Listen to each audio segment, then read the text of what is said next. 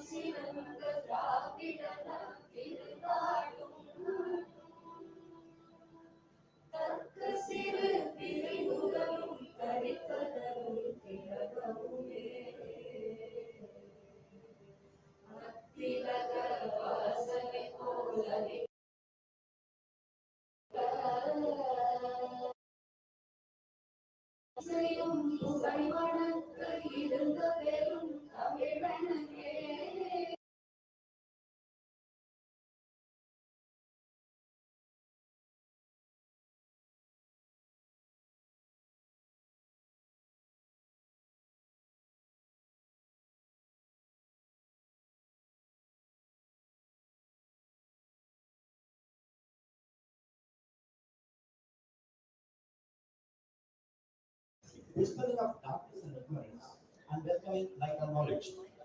This assumes significance today, since we are gathered here to witness the inauguration of various courts, which promotes access to justice by dispelling darkness and suffering in the lives of litigants and dawn upon them a ray of hope and belonging. May I now invite the dignitaries on the dais.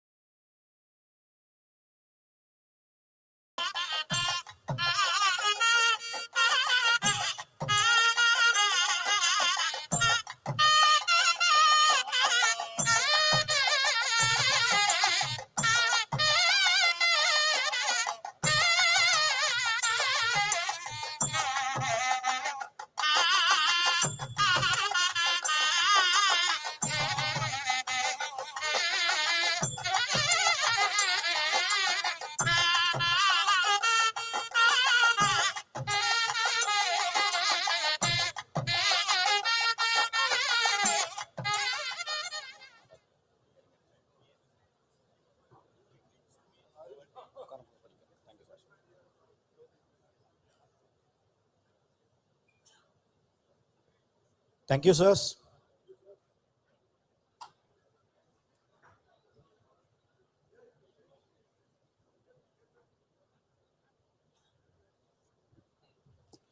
His Lordship, the acting Chief Justice of Madras High Court, has been constantly striving to improve the justice delivery system in terms of infrastructure and, more importantly, the working culture.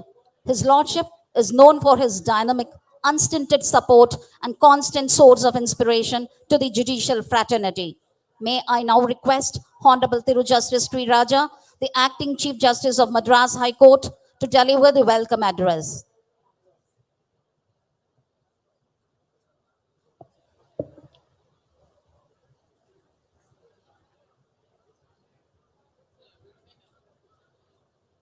அன்னை தமிழுக்கு வணக்கம்.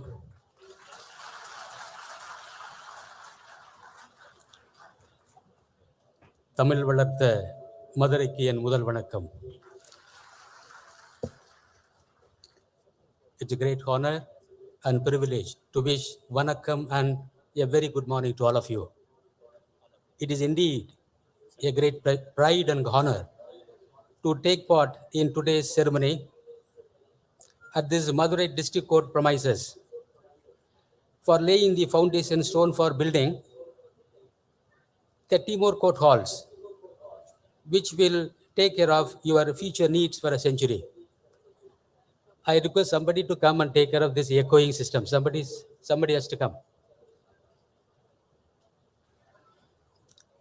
Today we have assembled to lay the foundation stone to rise 6-story buildings, basement, stilt, and six more floors we are going to have it. The government has come forward to sanction 230 crores of rupees for this entire project. As a mark of accepting and initiating the process, the government has also issued a GO sanctioning right now 166 crores to cover up the initial work of basement, stilt, and 3-story buildings. In each floor, we are going to have 6 court halls. To this great occasion, it is my great pleasure to welcome our Honorable Chief Justice of India, Madam Chief Justice, to one of the most ancient temple cities in the world, undoubtedly older than the great Roman city. The British history says that the Magna Carta is the foundation for the rule of law, symbol of liberty, freedom and peace.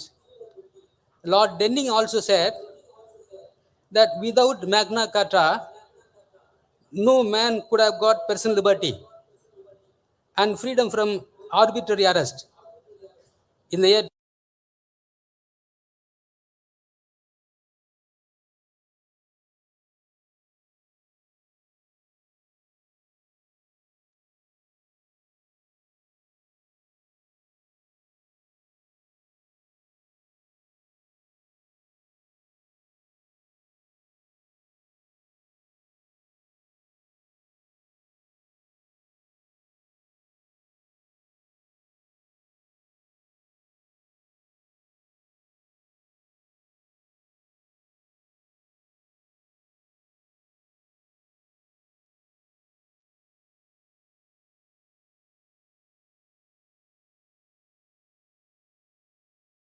results of these negotiations were written down in the document that is called Magna Carta.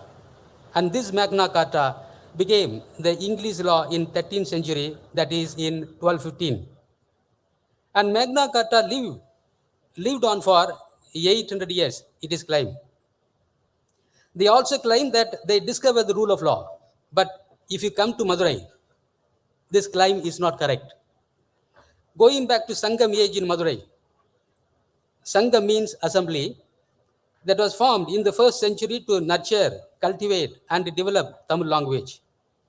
Silappadigaram, one of the 5 Tamil epics, written in the 2nd century by Ilongo Adigal, 2000 years ago, speaks that law is above all, and the king and queen are also bound by the law.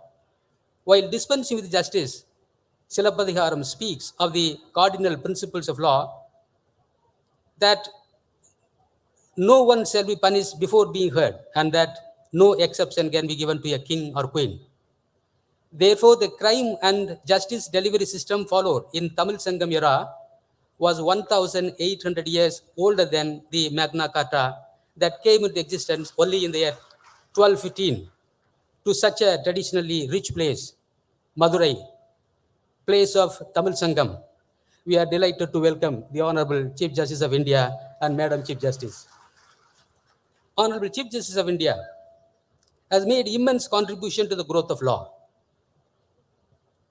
As also, he has been forerunner in digitizing the justice delivery system with the goal to achieve a paperless registry and to support access to the apex court from any part of the country through video conferencing. Honorable Chief Justice of India has also made possible the e-court in all the courts. All information relating to the court will be available on internet. Honorable Chief Justice of India has made huge transformation in all courts by bringing the justice delivery system to doorstep, because the courts are all digitized from judicial magistrate courts to Supreme Court. Online filing has been introduced in all the courts. Virtual hearings have been popularized in all the courts.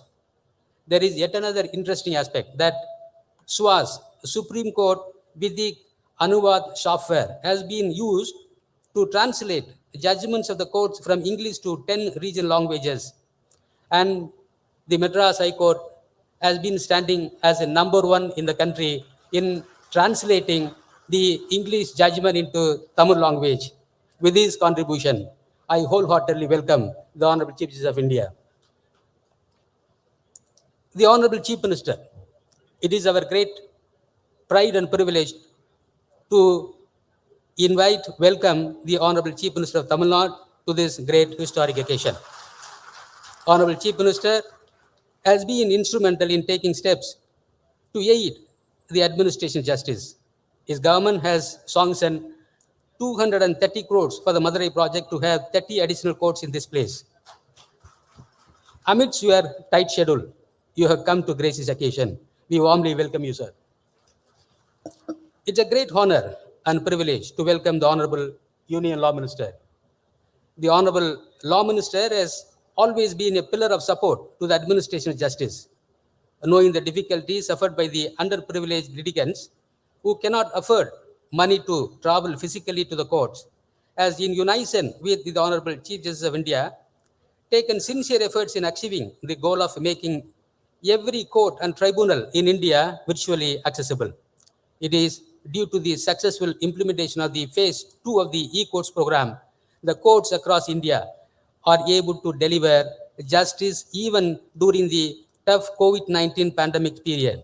The credit will also go to you, sir. On behalf of the Madras High Court, it is indeed my great pleasure to welcome Honorable Justice V. Subramaniam, Judge, Supreme Court of India, who has consented to come and take part in this foundation stone laying ceremony at the Madurai District Court campus. Justice V. Ramasubramaniam doesn't require any more introduction to you all. He has left his indelible mark in every branch of law. I warmly welcome the Honorable Judge.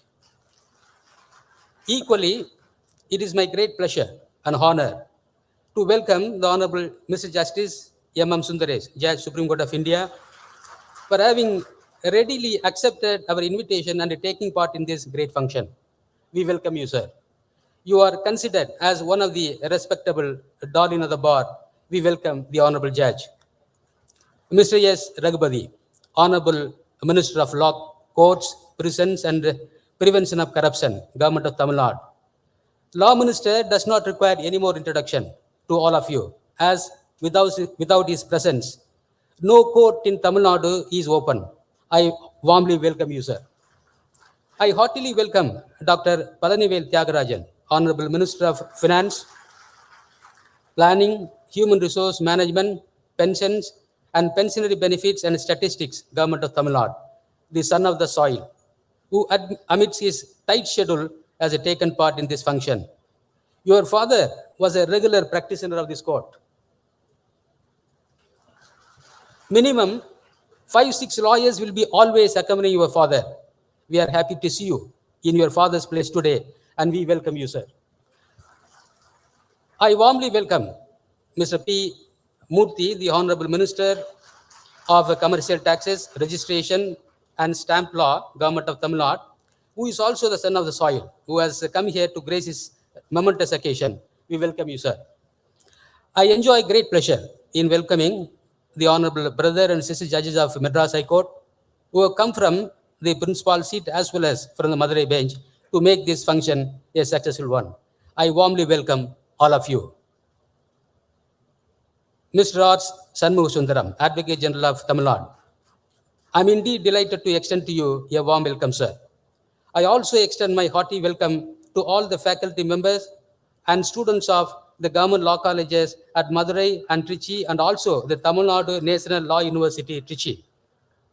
I welcome the President, Secretary, and other office bearers of the Madurai Bench of Madras High Court Advocate Association, Madras High Court Advocate Association, Women's Advocate Association, and other bar association, members of the Bar Council of Tamil Nadu and Puducherry. More importantly, I warmly welcome the presidents, secretaries, and office bearers and all members of various associations in Madurai, bar associations in Madurai. I also welcome the learned members of the Madurai Bar Association, learned members practicing in the Madurai District Court, Madurai Bench of Madras High Court, and judges from various districts who have come here to grace this important occasion. I also welcome the district collector, commissioners, and all the officials of the district administration, police officials, press and media to this function. I thank each and every one of you who have gathered here to grace this occasion. I kindly request you to pardon me if I omit to welcome any one of you. Thank you. Vanakkam.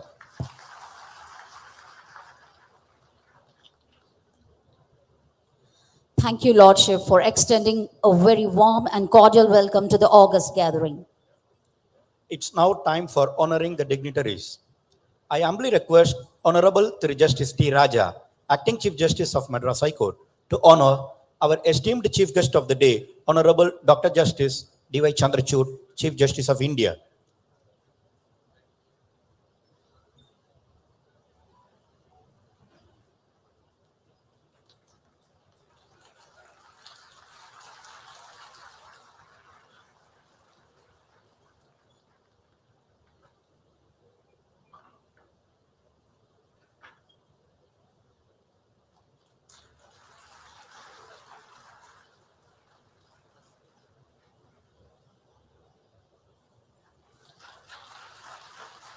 Thank you, Lordship.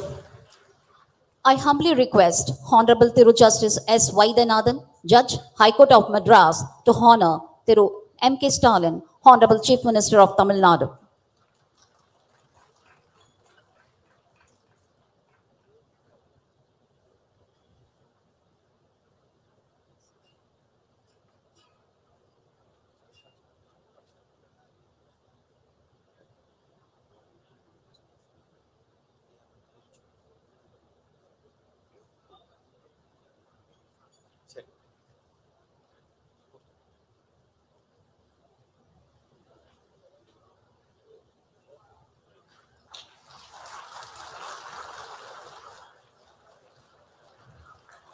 Thank you, Lordship. Thank you, Lordship.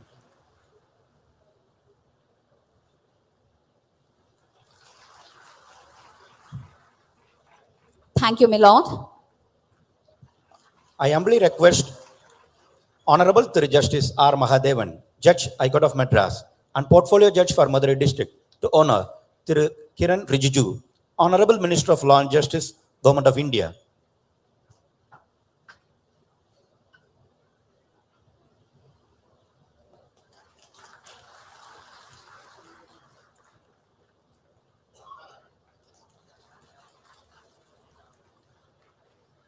Thank you, Lordship. I humbly request Honorable Tirumati Justice V. M. Velumani, Judge, High Court of Madras, to honor Honorable Thiru Justice V. Sarma Subramanian, Judge, Supreme Court of India.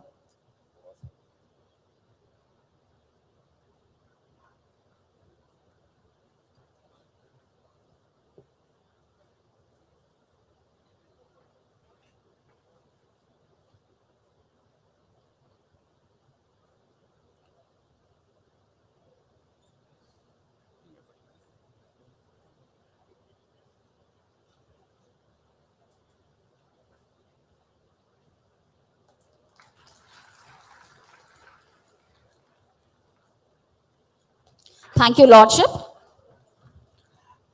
I humbly request Honorable Thiru Justice D. Krishna Kumar, Judge, High Court of Madras, to honor Honorable Thiru Justice M. M. Sundaresh, Judge, Supreme Court of India.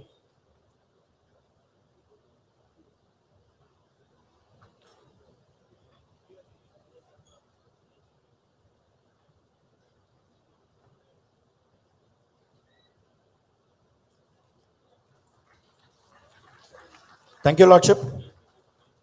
I humbly request Honorable Thiru Justice S. S. Sundar, Judge, High Court of Madras, to honor Honorable Thiru Justice Sri Raja, Acting Chief Justice, Madras High Court.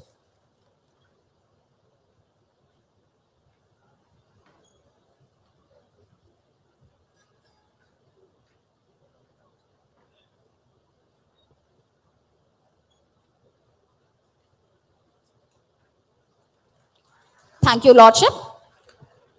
I request Thiru R. Shanmugasundaram, Advocate General of Tamil Nadu, to honor Thiru S. Raghupati, Honorable Minister for Law, Courts, Prisons and Prevention of Corruption, Government of Tamil Nadu.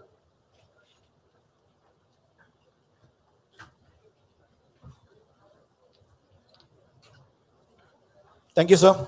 I request Thiru Veera Kadirvan, Additional Advocate General, to honor Thiru P. Murthy, Honorable Minister of Commercial Taxes, Registration and Stamp Law, Government of Tamil Nadu.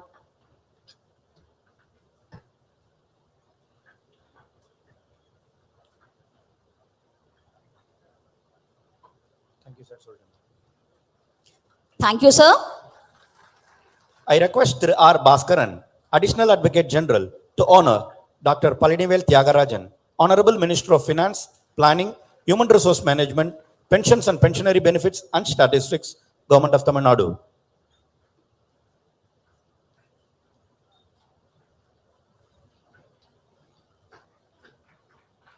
Thank you, sir. I request Thiru P. Dhanabal, Registrar General, Madras High Court, to honor Honorable Thiru Justice R. Mahadevan, Judge, High Court of Madras and Portfolio Judge of Madurai District.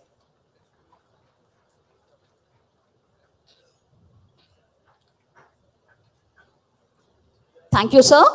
I request Thiru N. Venkatavaradhan, Additional Registrar General, Madurai Bench of Madras High Court, to honor Thiru R. Shanmugasundaram, Advocate General of Tamil Nadu.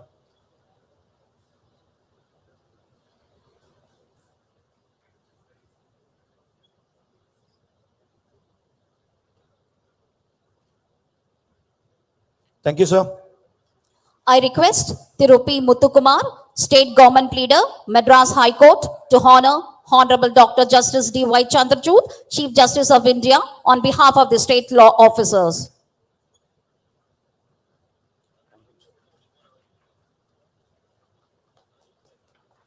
Thank you, sir. I request Thiru P. Tilakumar, Government Pleader, Madurai Bench of Madras High Court, to honor Thiru MK Stalin, Honorable Chief Minister of Tamil Nadu, on behalf of the state law officers. Thank you, sir. Honoring of dignitaries by Madurai District Bar Associations, MBA Madurai Bench and Madurai Advocates High Court Association. I request Thiru A. Nadu Jalian, M. Chandrasekharan, S. Ashok Kumar, President, Vice President and EC member of the Madurai Bar Association, to honor Honorable Dr. Justice D. Y. Chandrachud, Chief Justice of India.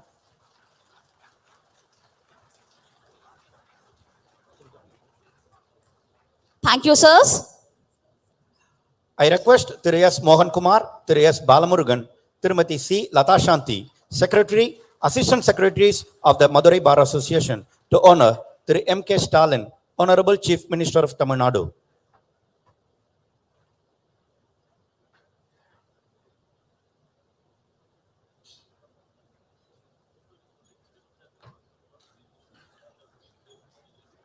Thank you, sirs. Thank you, madam.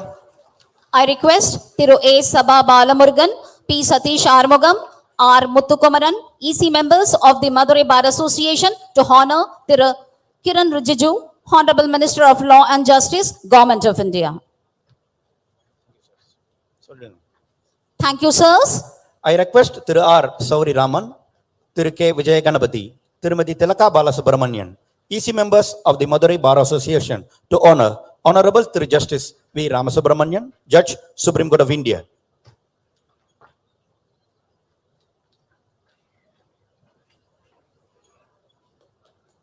Thank you, sirs. Thank you, madam. I request Selvi S. Lata, Selvi S. Sumati, Selvi K. Paulmadi, President, Librarian, and EC member of the Madurai District Court Women Lawyers Association to honor Honorable Thiru Justice M.M. Sundaresh, Judge, Supreme Court of India. Thank you, madam. I request Thiru P. Ganesan, Thiru S. Selvam, Thiru R. Ramanathan, Treasurer, EC members of the Madurai Bar Association to honor Honorable Thiru Justice T. Raja, Acting Chief Justice of Madras High Court.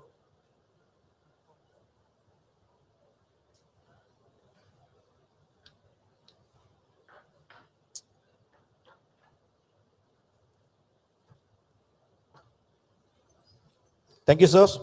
I request Tirumati S. Rajalakshmi, P. Jacinta Margaret Mary, S. Kayalvili, Vice President, Assistant Secretary, Treasurer of the Madurai District Court Women Lawyers Association to honor Thiru S. Raghupati, Honorable Minister for Law, Courts, Prisons and Prevention of Corruption, Government of Tamil Nadu. Thank you, madam. I request Thiru S. Sukumaran, Thiru S. Muthukannan, Thiru S. Manoj Kumar, EC members of the Madurai Bar Association to honor Thiru P. Murthy, Honorable Minister of Commercial Taxes, Registration and Stamp Law, Government of Tamil Nadu. Thank you, sirs. I request Thiru P. S. Nagarajan, Thiru C. Kasi, Thiru S. Sundaramurthy, EC members of the Madurai Bar Association to honor Dr. Pallivet Tyagarajan, Honorable Minister of Finance, Planning, Human Resources Management, Pensions and Pensionary Benefits and Statistics, Government of Tamil Nadu.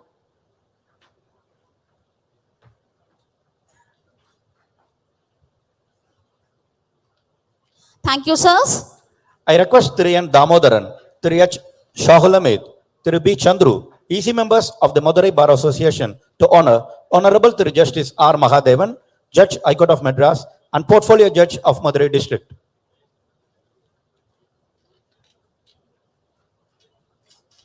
Thank you, sirs. I request Thiru J. Rengarajan, P. Ishwaran, Nandish, Vice President and EC members of the Madurai Bar Association to honor Thiru R. Shanmugasundaram, Advocate General of Tamil Nadu.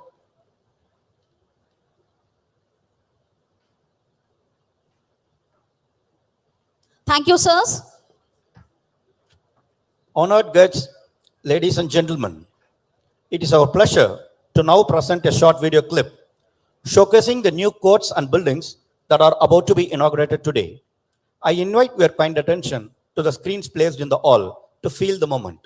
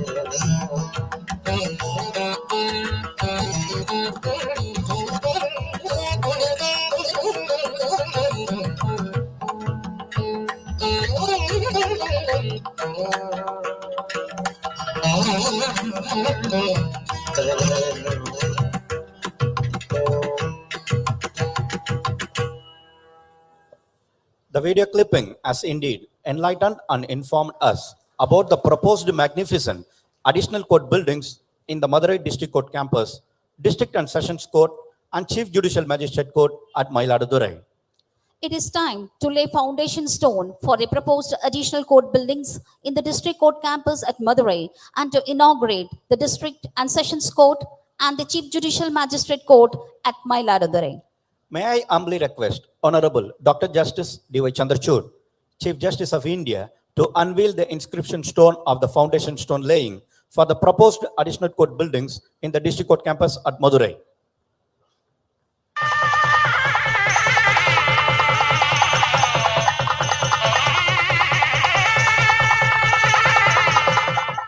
Thank you, Lordship.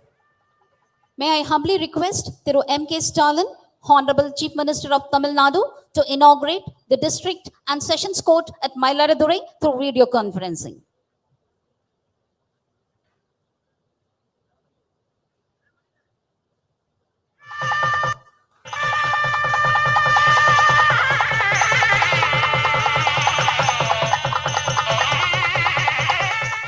Thank you, sir. May I humbly request Thiru Kiran Rijiju, Honorable Minister of Law and Justice, Government of India, to inaugurate the Court of the Chief Judicial Magistrate at Mayiladuthurai.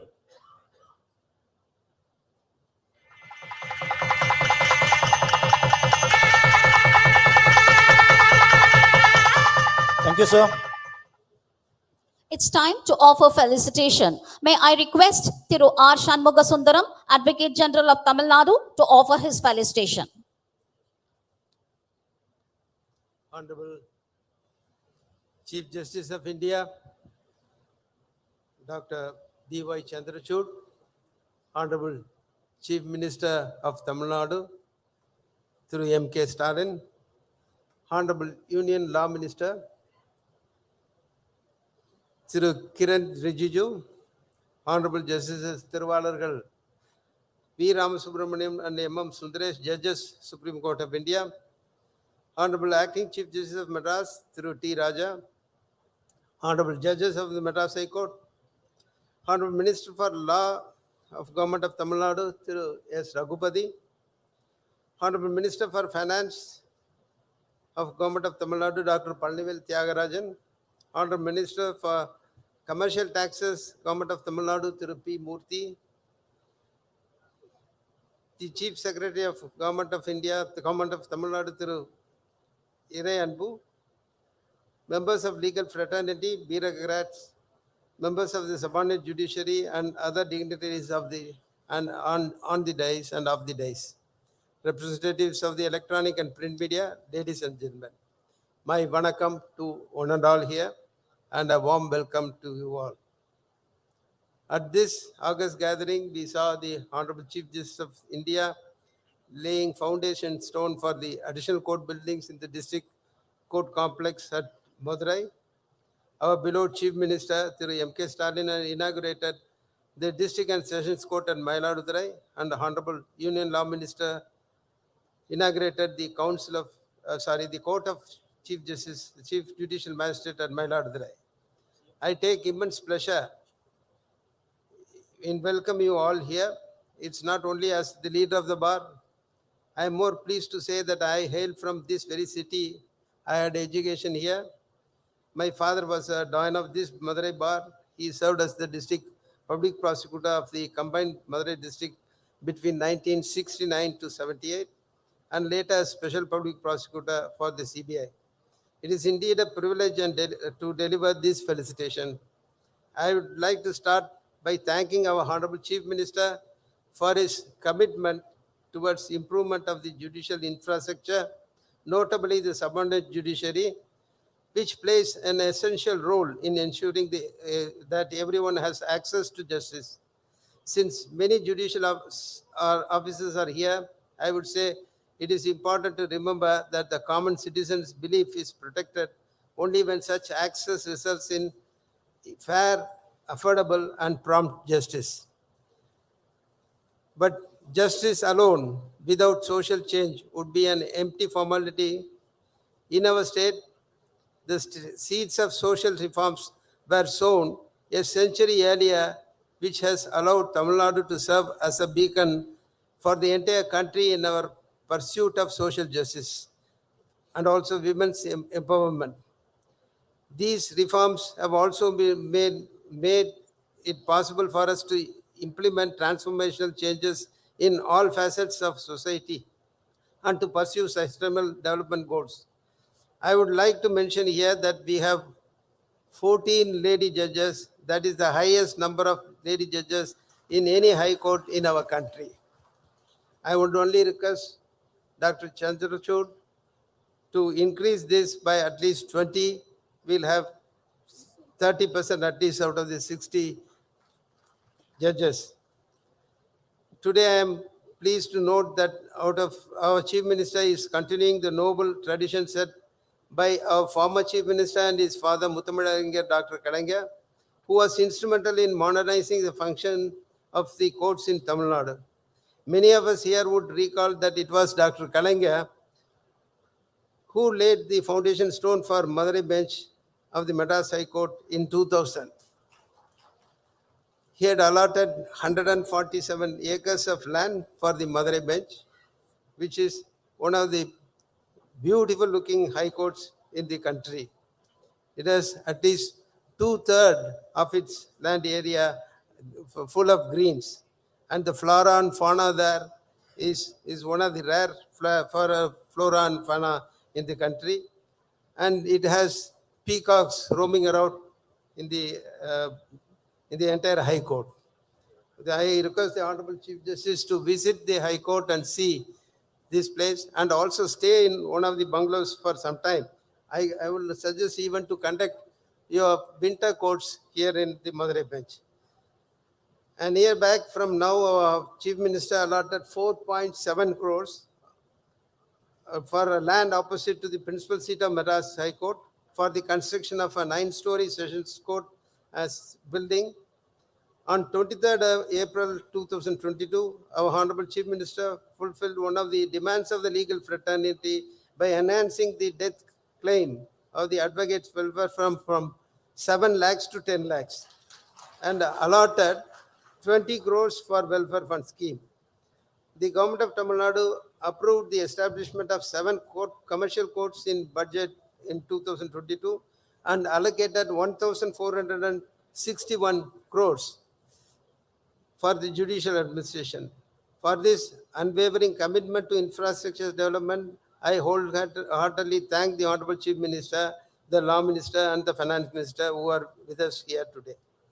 I earnestly hope that continuous transformation of judicial infrastructure will enhance not only accessibility to the litigants but also impart technological advancement and modern amenities to the judicial officers and lawyers to elevate the quality of justice. The pandemic taught us how to use virtual conferencing, and it was undoubtedly made the institution more democratic. Our own High Court has continued to utilize video conferencing facilities every Friday so that one can now use e-conferencing facilities to appear before the High Court from any remote corner of the High Court, the state. I also like to congratulate Honorable Union Law Minister for his enormous contribution to the legal system and for joining us today to uphold the federal values inherent in the Indian Constitution. In the words of Thiruvalluvar, the great will be able to perform in the proper way deeds which are difficult. பெருமையுடையவர் ஆற்றுவார் ஆற்றின் அருமையுடைய செயல். It is indeed an honor for me to share this moment with you all on behalf of the entire bar gathered here. I express my warm welcome to Honorable Justices Thiruvalargal V. Ramasubramaniam and M. Sundaresh, judges of the Supreme Court. I am also eagerly waiting to listen to their oratory in Tamil. I am overwhelmed with a sense of joy and hope that our efforts to strengthen judicial infrastructure will result in better access to justice. I truly hope that these positive initiatives and other cooperative efforts will continue so that our constitutional objectives are better realized. Thank you very much. Thank you, sir, for the wonderful felicitation. It's time for special address of the dignitaries. Honorable S. Raghupati, Minister for Law, Courts, Prisons and Prevention of Corruption, Government of Tamil Nadu, is an eminent and efficient legislator and has been providing assistance to the judiciary. I respectfully invite Honorable Minister S. Raghupati to kindly deliver the special address. Arur சோழனுடைய நீதி வெளிவந்திருக்கின்ற மாண்புமிகு தமிழ்நாடு முதலமைச்சருடைய நீதிநெறி தவறாத ஆட்சியிலே நீதிக்காக தன்னுயிரை ஈந்த பாண்டிய நெடுஞ்செழியன் மண்ணிலே இன்றைக்கு நீதிக்காக நடைபெறுகின்ற இந்த விழாவிற்கு வருகை தந்திருக்கின்ற இந்திய உச்ச நீதிமன்றத்தினுடைய நம்முடைய தலைமை நீதியரசர் மரியாதைக்குரிய ஜஸ்டிஸ் டி.ஒய். சந்திரசூட் அவர்களே, எங்களுடைய தலைவர் தமிழகத்துடைய முதலமைச்சர் அவர்களே, இந்த நிகழ்ச்சியிலே பங்கேற்பதற்காக தமிழகத்தினுடைய நீதித்துறையின் மீது என்றைக்குமே அக்கறை எடுத்துக் கொண்டிருக்கக்கூடிய ஒருவராக விளங்கிக் கொண்டிருக்கிற ஒன்றிய நீதித்துறையினுடைய அமைச்சர் நம்முடைய அன்புக்கும் போற்றுதலுக்கும் உரிய ஆனரபிள் திரு கிரண் ரிஜிஜு அவர்களே, நம்முடைய தமிழகத்தில் இருந்து உச்ச நீதிமன்றத்துடைய நீதியரசர்களாக இன்றைக்கு செயல்பட்டு நீதி வழங்கிக் கொண்டிருக்கக்கூடிய நீதியரசர்கள் ராமசுப்பிரமணியம் அவர்களே, ஜஸ்டிஸ் திரு M. சுந்தரேஸ்வர் அவர்களே, இங்கே தமிழகத்திலே நீதித்துறையிலே ஒரு புரட்சியை உருவாக்க வேண்டும் என்கின்ற எண்ணத்தோடு தன்னுடைய மண்ணுக்கு தான் சார்ந்திருக்கின்ற அந்த நீதித்துறையின் மூலமாக ஒரு நல்ல அரும்பணிகளை ஆற்ற வேண்டும் என்கின்ற எண்ணத்தோடு செயலாற்றி கொண்டிருக்கிற நம்முடைய தமிழகத்துடைய பொறுப்பு தலைமை நீதியரசர் மரியாதைக்குரிய ஜஸ்டிஸ் சி. ராஜா அவர்களே, இந்த நிகழ்ச்சியிலே பங்கேற்று சிறப்பித்திருக்கின்ற நம்முடைய வணிக வரித்துறையினுடைய அமைச்சர் அன்புக்குரிய திரு மாண்புமிகு மூர்த்தி அவர்களே, இந்த நிகழ்ச்சிக்கு முத்தாய்ப்பாக அடிப்படை காரணமாக அமைந்திருக்கின்ற நம்முடைய மரியாதைக்குரிய மனிதவள மேம்பாடு நிதித்துறையினுடைய அமைச்சர் அன்புக்குரிய சகோதரர் மாண்புமிகு டாக்டர் பழனிவேல் தியாகராஜன் அவர்களே, இந்த நிகழ்ச்சியிலே நன்றியுரை ஆற்ற இருக்கிற நம்முடைய மதுரை உயர்நீதிமன்றத்தினுடைய பொறுப்பு நீதியரசர் மரியாதைக்குரிய திரு ஜஸ்டிஸ் ஆர். மகாதேவன் அவர்களே, இந்த நிகழ்ச்சியிலே பங்கேற்றிருக்கின்ற நம்முடைய மாண்புமிகு அமைச்சர் பெருமக்களே, மாண்புமிகு நீதி அரசர்களே, நம்முடைய பல்வேறு நீதிமன்றங்களுடைய நீதிபதிகளே, வழக்கறிஞர் நண்பர்களே, உங்கள் அனைவருக்கும் முதலில் என்னுடைய நன்றியையும் வணக்கத்தையும் வாழ்த்துக்களையும் தெரிவித்துக் கொள்கின்றேன். While the honorable courts and judges are concerned with providing legal justice, the Dravidian model government headed by our Honorable Chief Minister Thalapathy Thiru MK Stalin is always concerned with providing and protecting social justice to the people of Tamil Nadu. Our Honorable Chief Minister is not only an engineer or pioneer in social justice, but also its protector and custodian on the path shown by our late leaders like நம்முடைய அவர் தந்தை பெரியார், பேரறிஞர் அண்ணா, தலைவர் கலைஞர். Emanated from the family of longest served Chief Justice of India, Honorable Justice Thiru Chandrasood's family, and practice as an advocate, senior advocate in various areas of law, still continuing as an educationalist in the noble profession of teaching, served as a judge and the Chief Justice of High Courts, and finally, now the 50th, that is a golden number, Chief Justice of India, Honorable Dr. Justice T.Y. Chandrachud. Your judgments, particularly on the right to privacy, will be in the pages of judicial history. We are very glad to have you here, Lordship. The Honorable Minister for Law and Justice, Union of India, and we are always like him, Mr. Kiran Rijiju, started his political journey from the state of Assam some 25 years back and continue as one of the most articulate and outspoken parliamentarian. On the other side, a bodybuilding sportsman widely known for his advocacy for sports and his strong support for environmental conservation. We are happy to have you here to grace this occasion, sir.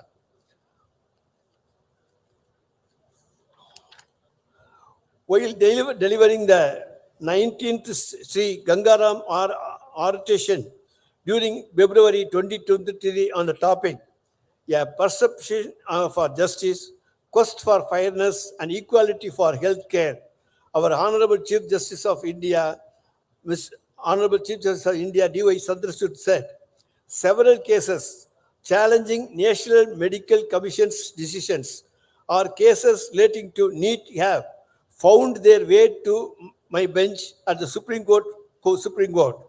Often, courts cannot enter policy domain, and it is the duty of the state or union government to listen to the representations made by the students.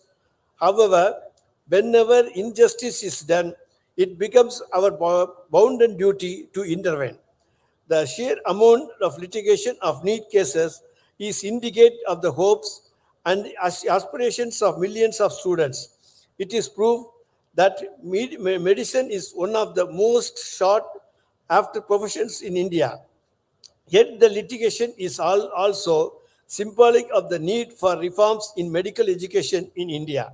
The principles of justice underlie the practice of both law and medicine, and both the fields are concerned with fairness, equality, and well-being of communications and individuals. இது தமிழக மக்களுக்கு நீங்கள் தந்திருக்கின்ற நம்பிக்கையான வார்த்தைகள் என்பதை இந்த நேரத்திலே நாங்கள் மகிழ்ச்சியோடு தெரிவித்துக் கொண்டு, இந்த மாநகர் மதுரையிலே இன்றைக்கு 166 கோடி ரூபாயிலே கட்டப்பட இருக்கிற மாவட்ட நீதிமன்றம் ஒரு மைல்கல்லாக அமையும். இங்கே நம்முடைய பேரறிஞர் பெருந்தகை அண்ணாவிற்கு பிறகு இங்கே வருகை தருகிற முதலமைச்சராக நம்முடைய மாண்புமிகு தமிழ்நாடு முதலமைச்சர் அவர்கள் இருக்கிறார்கள் என்பதையும் நாங்கள் பெருமையோடு சுட்டிக்காட்ட விரும்புகிறோம். அதை போல இந்திய உச்ச நீதிமன்றத்துடைய நீதியரசர், அதை போல உச்ச நீதிமன்றத்துடைய நீதியரசர்கள், அதை போல நம்முடைய தலைமை நீதியரசர், அதை போல இந்திய இந்திய ஒன்றியத்தினுடைய நம்முடைய சட்டத்துறை அமைச்சர், அத்தனை பேரும் பங்கு கொள்கிற விழா நிகழ்ச்சி என்பது முத்தாய்ப்பான நிகழ்ச்சியாக மதுரை நீதிமன்ற வரலாற்றிலே மறக்க முடியாத ஒரு நிகழ்ச்சியாக அமையும் என்பதை சொல்லி வாய்ப்புக்கு நன்றி கூறி விடைபெற்றுக் கொள்கின்றேன். நன்றி, வணக்கம். Thank you, sir, for your enduring and informative special address. Honorable Thiru Justice M.M. Sundaresh, Judge, Supreme Court of India, is well known for his humility and cordiality. His Lordship possesses all the fine tributes of a judge. His Lordship's proficiency, affinity and command over the Tamil language, culture and literature is well known to all. With all humbleness, I invite Honorable Thiru Justice M.M. Sundaresh, Judge, Supreme Court of India, to kindly deliver this special address. In one of the morning tea, I asked the Honorable Chief Justice, Chief, did you receive the invite to participate in the function scheduled to be held at Madurai? I knew it was on that day, on this day, to be precise. He asked me, what do you say?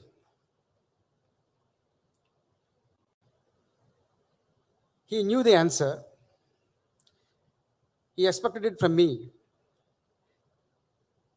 I told him, Chief, you know the answer. And answer, I'm saying that you should settle be present there. It's always an honor for all of us.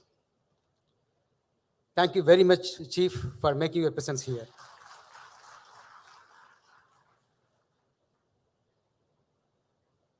He is a flying minister. I used to wonder about Honorable Minister for Law as to how he manages his time. More often than not, he would sleep on his travel. In his busy schedule, he is present among us. Therefore, along with you, I also welcome him. Honorable Sri Kiran Rijiju.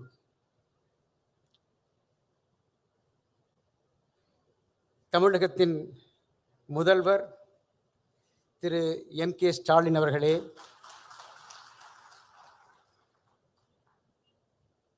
என் அருமை சகோதரர், எல்லா வகையிலும் எனக்கு உறுதியாக இருப்பவர் நீதியரசர் திரு we. Ramasubramaniam அவர்களே,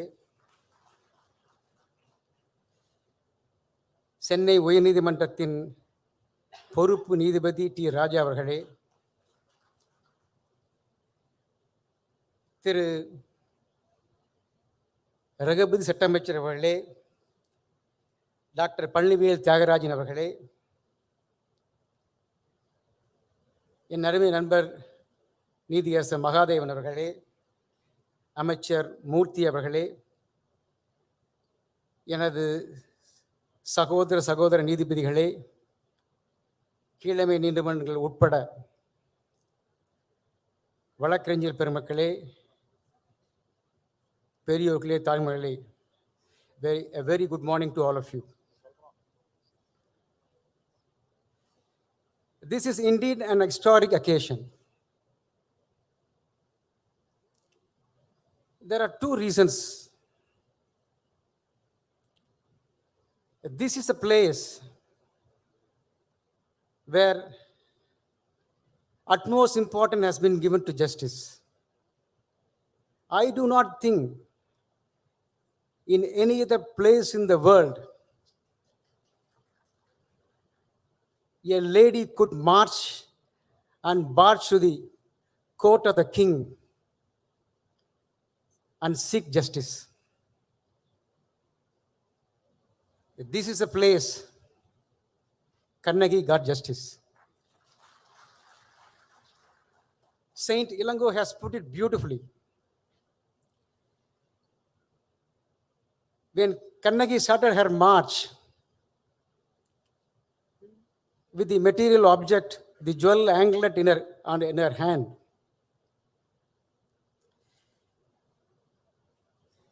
the entire public was disturbed, worrying about the consequence if the decision of the king goes wrong. The same situation continued even after she entered the palace. The palace guard was worried.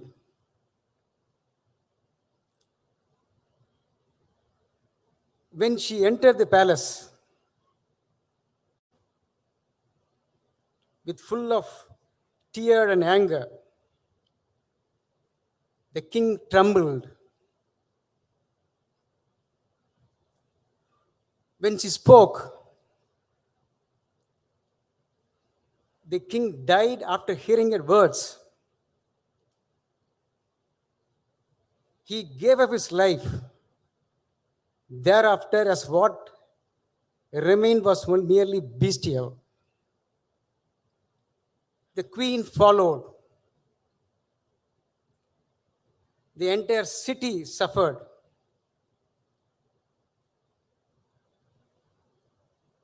Even the elements of nature trembled, including sun. I would only quote the description of Ilango. மெய்யில் பொடியும் விரித்த கருங்குழலும் கையில் தனிச்சிலம்பும் கண்ணீரும் வையக்கோன் கண்டனனே தோட்டனன் காரிகை தன் சொல் செவி உண்டனனே தோட்டனன் உயிர். That is the level of justice this place has witnessed. Therefore, it is befitting that the Honorable Chief Justice is here today. The second reason, district judiciary is the backbone of the justice dispensation. A view which is very often reiterated by the Honorable Chief Justice. He said, please do not call it as subordinate judiciary. It is district judiciary. If a person dispensing justice is a public servant, there can never be a difference between a civil judiciary division and the Chief Justice of India. This is not my word, it is his words.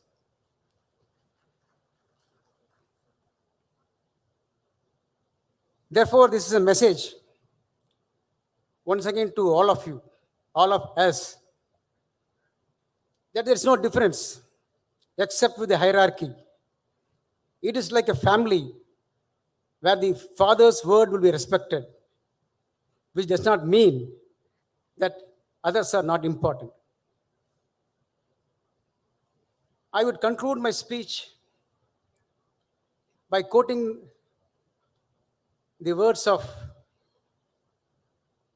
Mangudi Mardanar in Mardarikkanchi. He says how justice should be dispensed with. What we are repeating today while taking oath has been spoken about him thousands of years ago. Achamum avalamum arvumum nikki செற்றமும் உவகையும் செய்யாது காத்து ஞமன் கோலன்ன செம்மத்தி ஆகி சிறந்ததன் கொள்கை அறம்புரி அரங்கம்.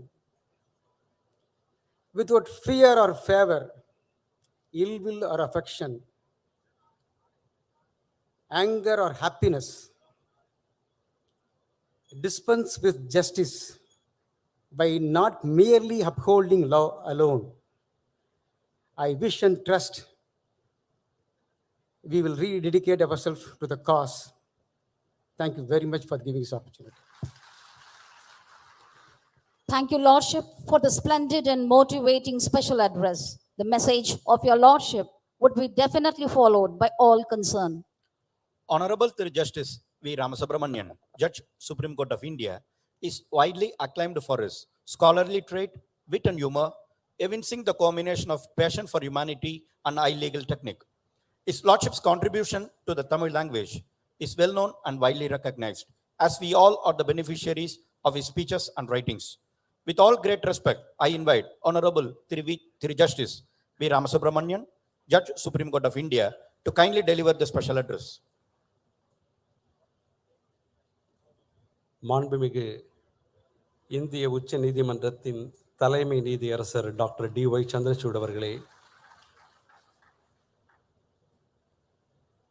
இந்திய நாட்டினுடைய சட்டம் மற்றும் நீதித்துறையினுடைய அமைச்சர் திரு கிரண் ரிஜிஜு அவர்களே, சென்னை உயர்நீதிமன்றத்தினுடைய பொறுப்பு தலைமை நீதிபதி திரு ராஜா அவர்களே, என்னுடைய சகோதரர் நீதியரசர் திரு சுந்தரேஷ் அவர்களே, தமிழக அமைச்சரவையில் இடம்பெற்றிருக்கிற பல அமைச்சர்களே, நான் ஒவ்வொருவர் பெயரையும் சொன்னால் எனக்கு கொடுத்திருக்கிற 3 நிமிடங்கள் எனக்கு போதாது என்கிற காரணத்தால் ஒட்டுமொத்தமாக உங்கள் அனைவருக்கும் என்னுடைய முதற்கண் காலை வணக்கங்களை தெரிவித்துக் கொள்கிறேன்.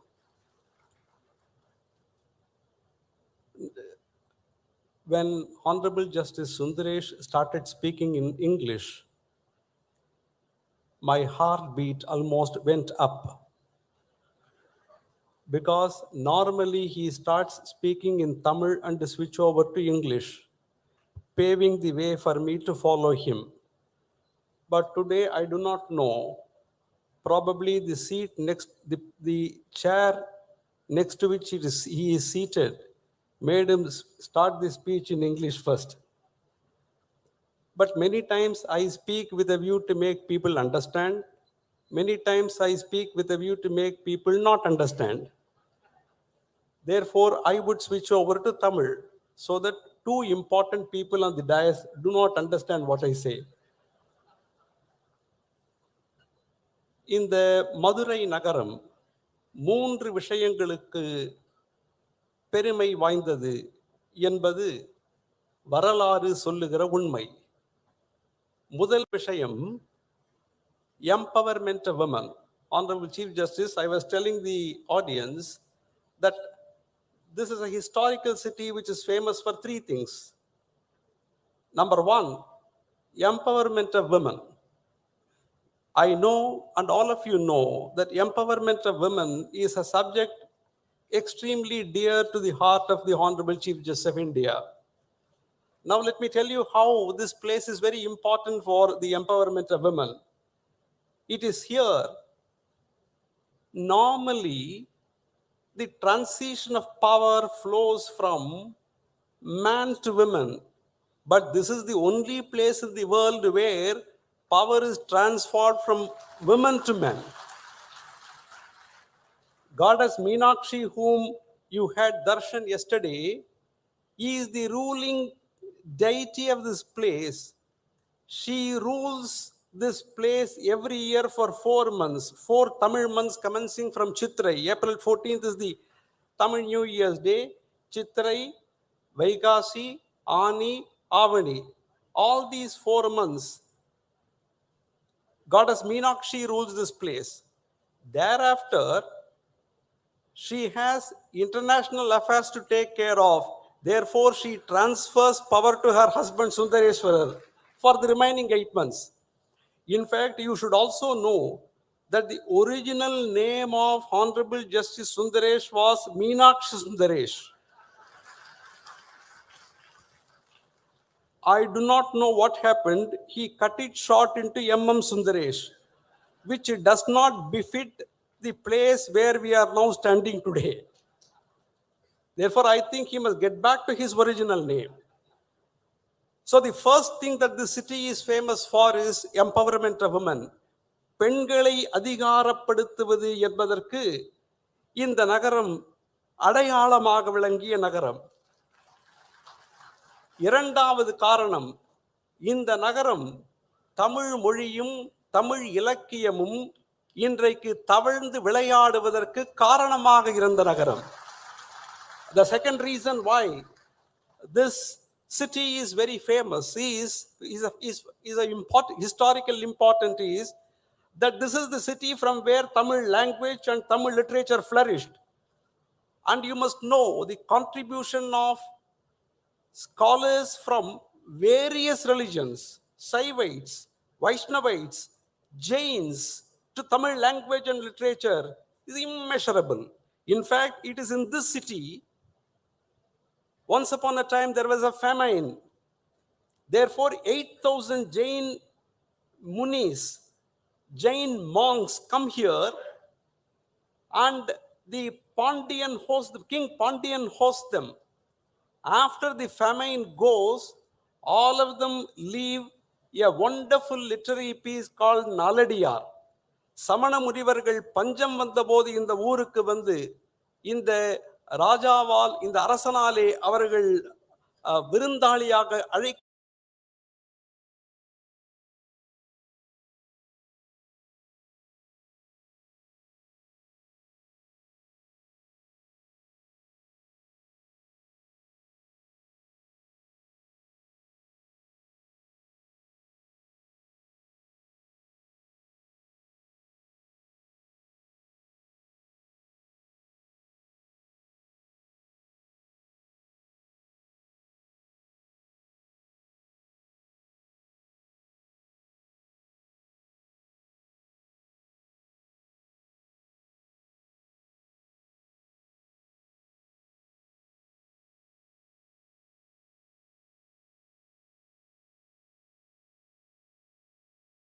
art of multiplying by words, to call that which is white as black and that which is white as black, that which is black as white, according as they are paid என்று சொன்னான்.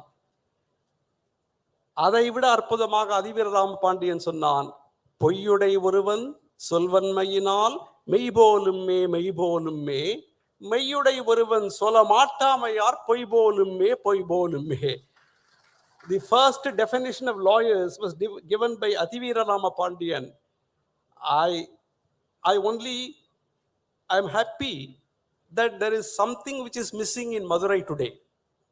What is that which is missing? Silappatikaram, one of the greatest epics of Tamil literature, refers to what is called Sadukka Bhoodam. In Madurai, there was a demon called Sadukka Bhoodam. Whoever speaks a lie, that Bhoodam will catch hold of and swallow. Fortunately, that Sadukka Bhoodam is not available now. Therefore, I think we as a community escape. With these few words, I thank the Honorable Acting Chief Justice for giving me this opportunity. Thank you very much. Thank you, Lordship, for your enlightening and inspiring special address. The message of your Lordship would certainly be a guiding stone for all the stakeholders.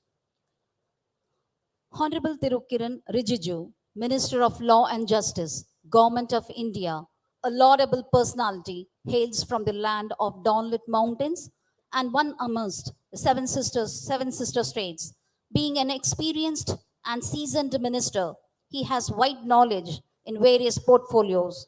The Honorable Minister has been the catalyst in various projects of Department of Justice, especially the Phase 3 of E-Courts project for the district judiciary aimed at enhancing judicial institutions and efficiency of courts.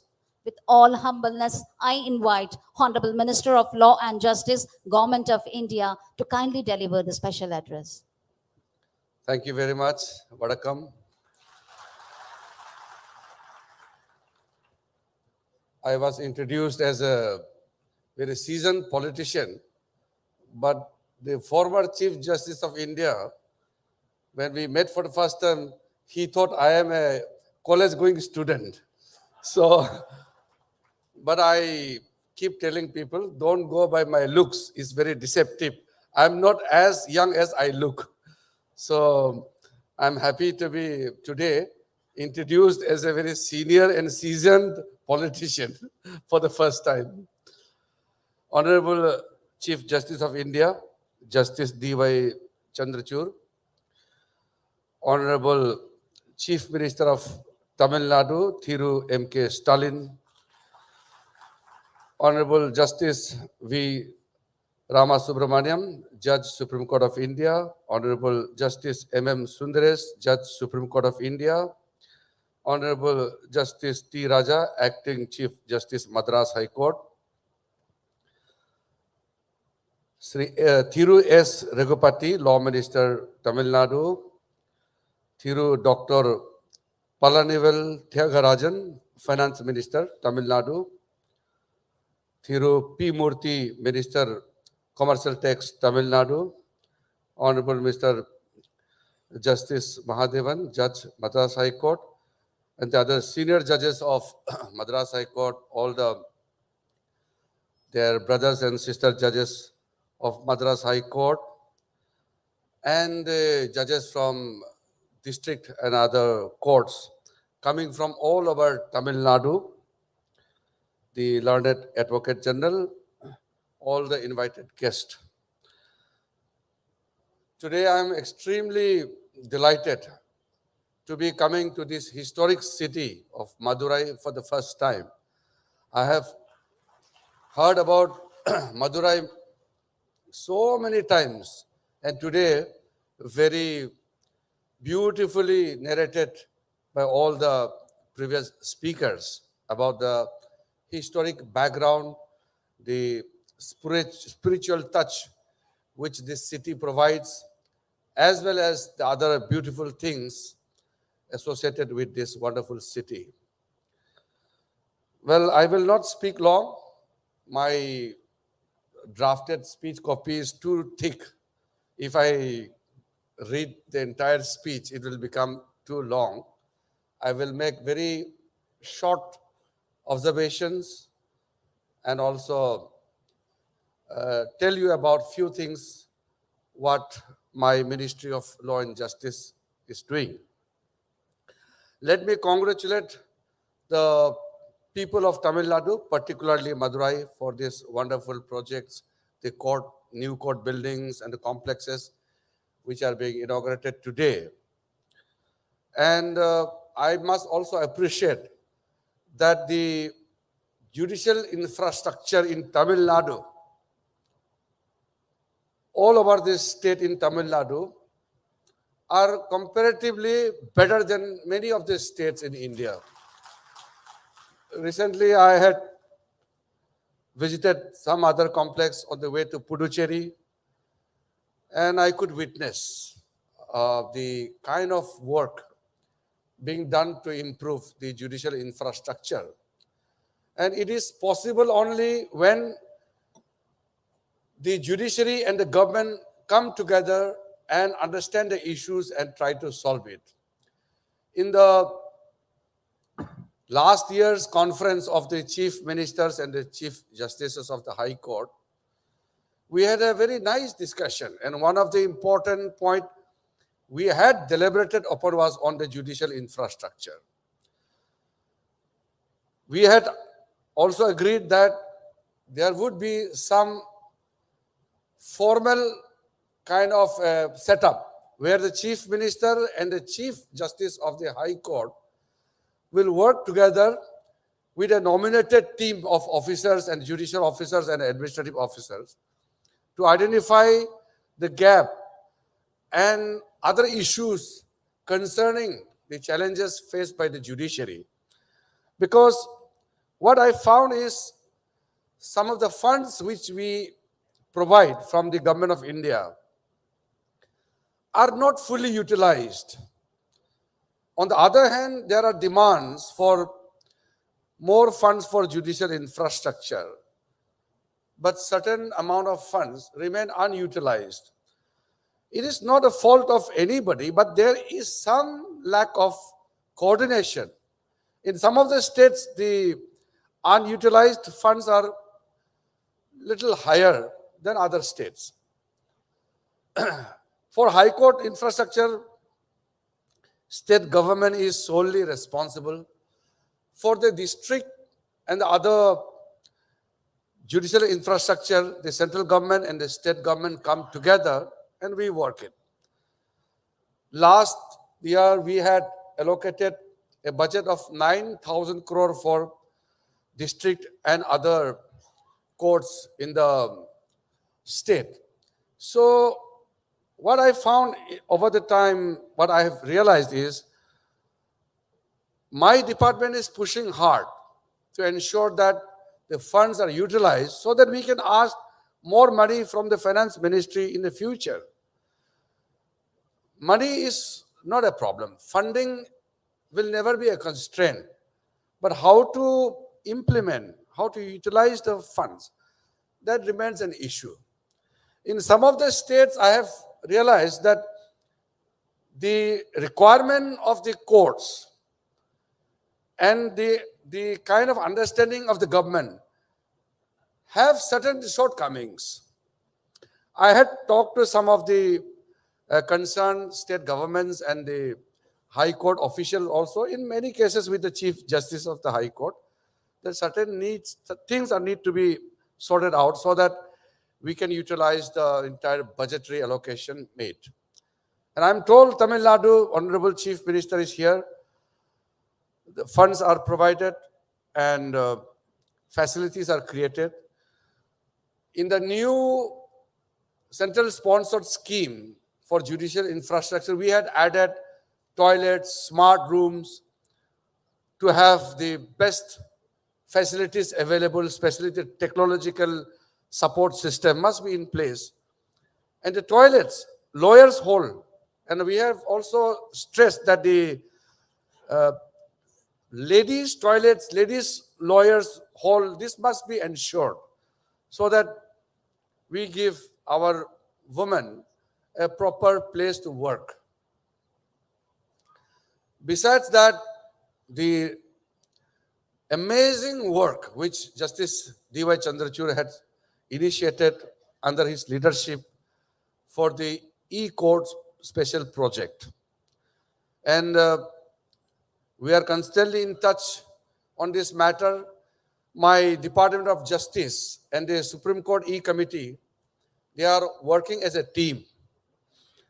And the 7,000 crore announced in the last budget will be a game changer. And I'm very happy to inform that Honorable Chief Justice himself is still leading the E-Committee. He is now the Chief Justice of India, but is driving the e-court projects because it is very, very critical. In the near future, we all want to see the Indian judiciary going completely paperless.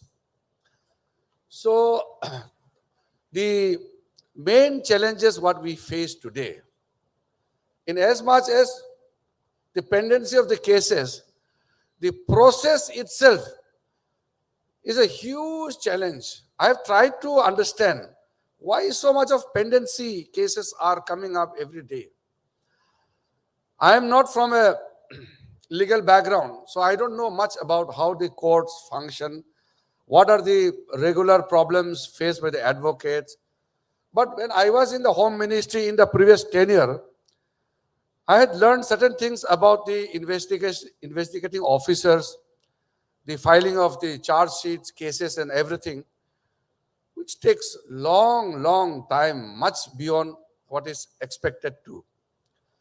So with the coming of the technological support, everything can be synchronized in such a way that the honorable judge will not require to postpone for the case or give a new date for the want of evidence, bunching of the cases and other issues. So these are certain things which I feel works are under progress, and I could sense that we are really going towards a major solution for that. When people from the villages, old people, people from the very ordinary family background, they asked me, I can tell you some of the MPs, member of parliaments, in the parliament house itself, they meet me.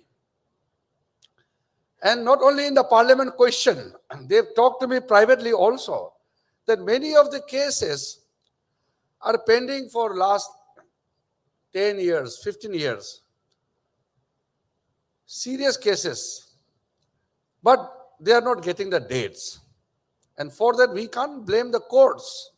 We can't blame the judge. The prevailing situation is such that the judge is also helpless. We need to identify, I'm not going to elaborate here, but these are the things which has really bothering me for quite some time. When we see that the total pendency of the cases in the country is rising above 4 crore and 90 lakhs. Definitely, it is a matter of great concern, not only for me, but the entire fraternity. There may be separation of power, division of works between executive and judiciary, but that doesn't mean that we do not require to work together. In fact, we have to work as a team for the larger goal in the interest of the citizens of our great country. So I feel the present moment we are working as a team. In the same manner, how Department of Justice and the Supreme Court E-Committee are working together in the same manner in the state government, the Department of Law and High Court office must come together to identify and to ensure that the great challenges of this pendency of cases are tackled. Many people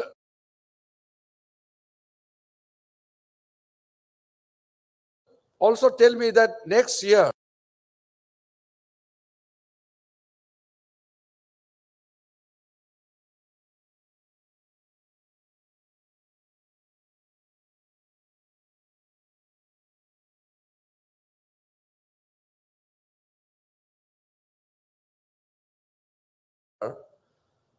by the end of next year, it will be close to 6 crore. Some of the honorable senior judges, mostly retired judges, also informally said that in next 5 years, the pendency will be 10 crore. Now, that is really a staggering figure, and it is a matter of great concern for all of us. But we can't be compared with a small country or countries in Western world. Look at our population and look at our infrastructure and challenges. But one thing I must admit today in front of the Honorable Chief Justice of India, I have constantly stated that it is the duty of the government, and as a citizen, I also feel so. The judges not only require fully protection and all sense of support, but we must understand the problems of the judges. Because I have studied in recent time about the challenges faced by the judges of the other courts in other countries. Their judges are living a very, very comfortable life because they need to decide upon cases. For that, they need space to think. And they are like leading a vacation kind of life all the time, dealing 4 or 5 cases in a day. But in India, every judge is handling 50, 60 cases every day. And sometimes I wonder, if I also handle 50, 60 cases to be decided, the kind of mental pressure which I will be undergoing will be tremendous. That is why sometimes in this age of social media, there are constant criticism that judges are unable to deliver justice.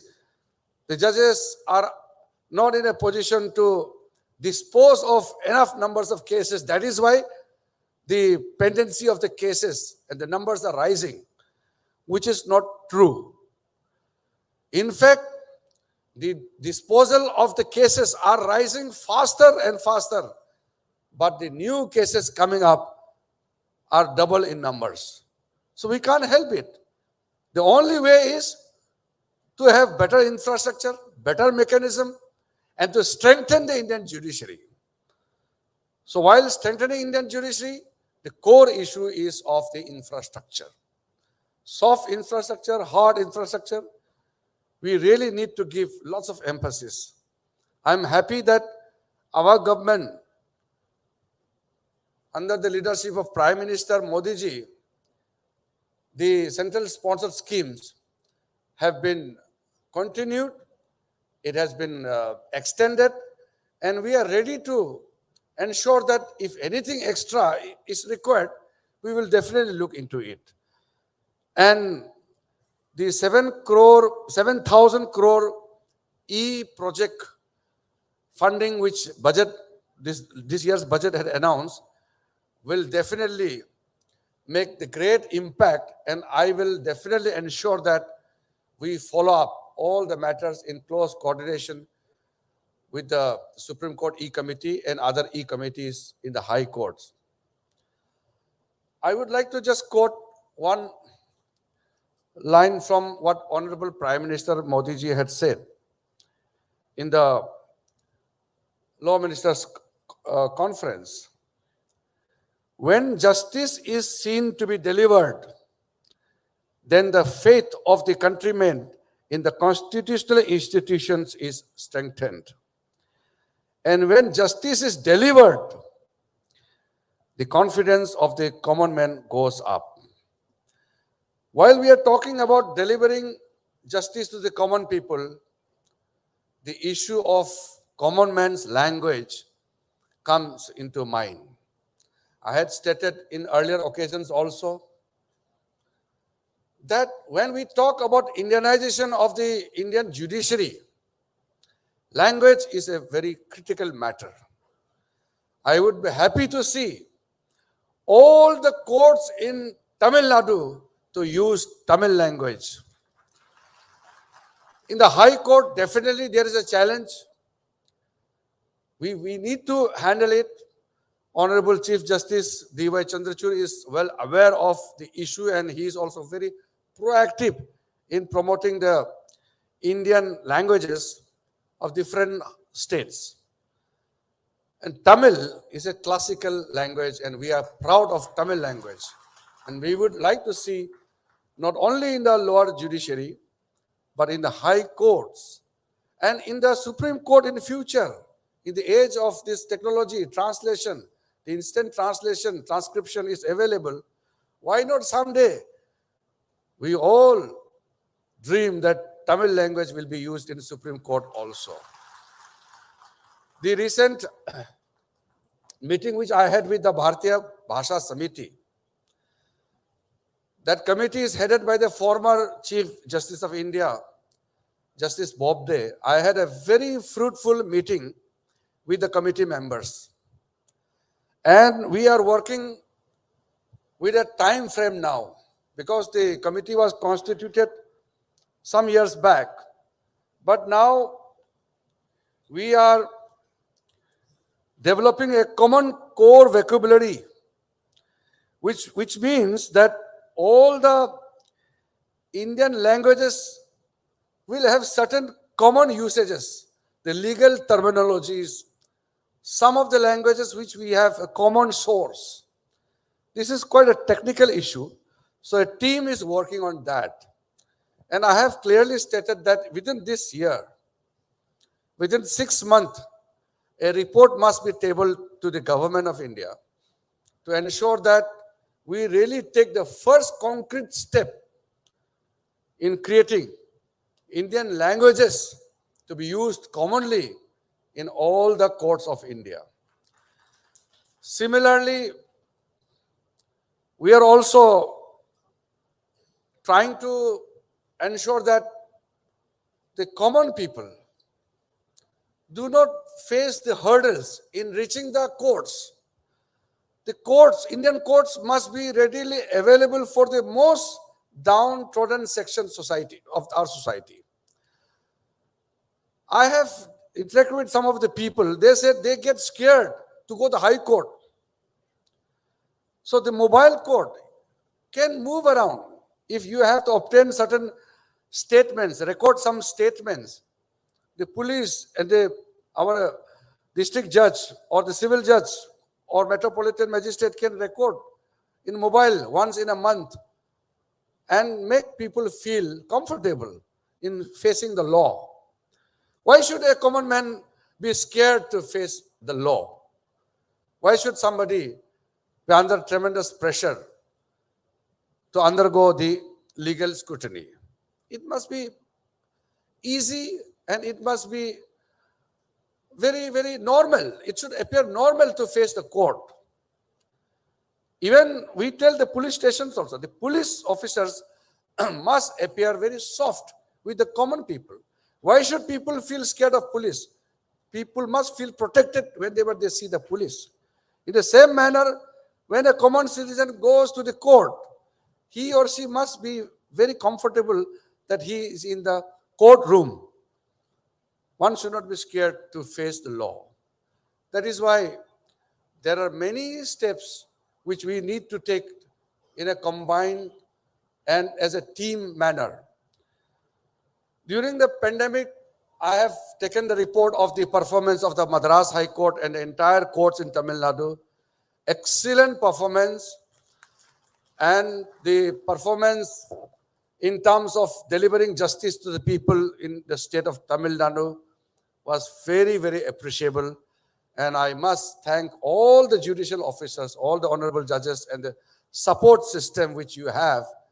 And of course, the support of the state government. The Honorable Chief Minister is here. We must always ready to face any challenges, and COVID situation was such a new thing for all of us. We were all nervous, but we worked as a team, as a nation. And Honorable Chief Justice of India had a tremendous role to play in terms of using technology during this pandemic period. As I said, I don't want to touch upon many other subjects. There are many things I feel like sharing with you, but after seeing such a wonderful gathering, even if I don't say much, I'm sure you get my sense. Finally, I just want to touch upon one subject. The fast-track courts are established all over the country. And the fast-track special courts are established especially for heinous crimes against women and children. When the cases of sexual offenses against children are pending, it gives huge pain to me.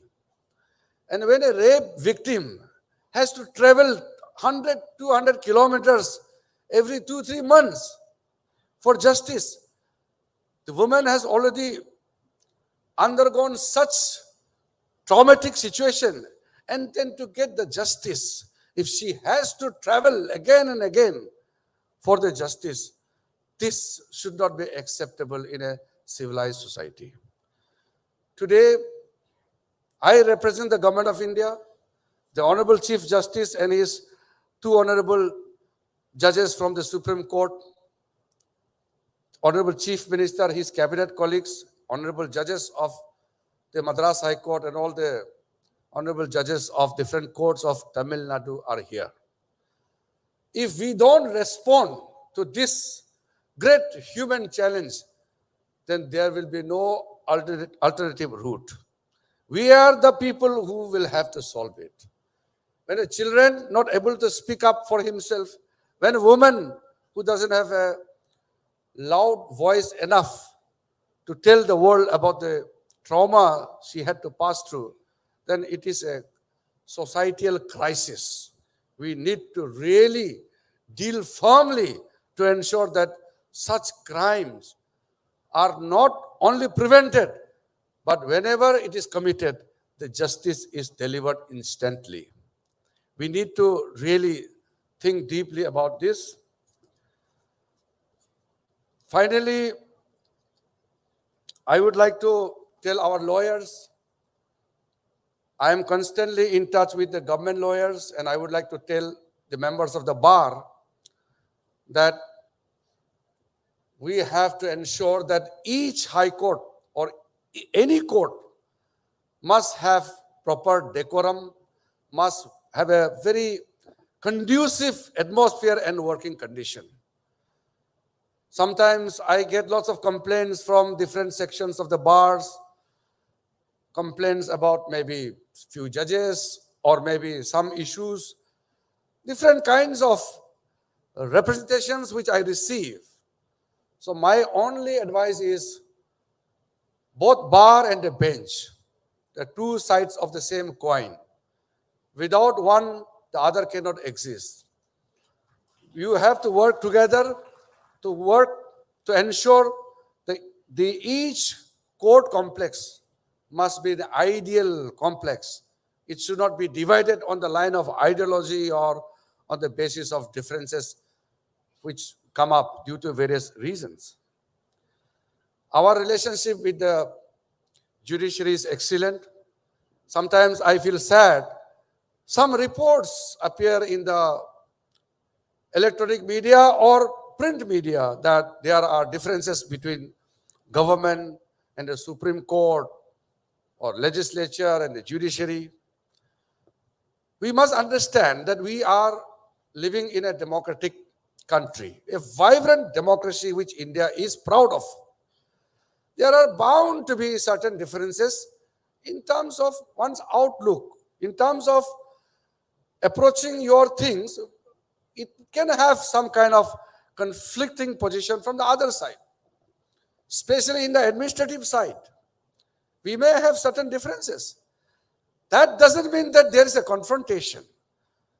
It sends a wrong message across the world because we are the largest democracy in the world. If we picturize a situation of a crisis, it doesn't send a right message to the whole community of nations. We are absolutely perfect in the way which we are functioning at the present time. Within the judges also there will be differences. From one high court to another high court, there can be differences in opinion. That is why there are larger benches, there are appellate courts. That is why there are layers of provisions given. Everybody cannot think alike. We are not being ruled by a dictatorial king. So these differences of opinion cannot be termed as a crisis in Indian democracy. We have to be extremely careful. We can criticize each other, but when it comes to national interest, we must be one. I'm so proud that Honorable Chief Justice D.Y. Chandrachud had given a positive message on various occasions from the court benches as well as in the functions also, that there are certain things which are to be decided by the legislature. There are certain matters which are to be decided by the government. And there are certain things which are absolutely in the domain of the judiciary. That is what the founding fathers of the Constitution has given us. They have given us a clear-cut, very robust Constitution. We must abide by that. That is why today I want to make it very clear, in this very historic city of Madurai, there is no problem between the different organs of this state. There are signs of robust democratic actions which cannot be termed as a crisis. And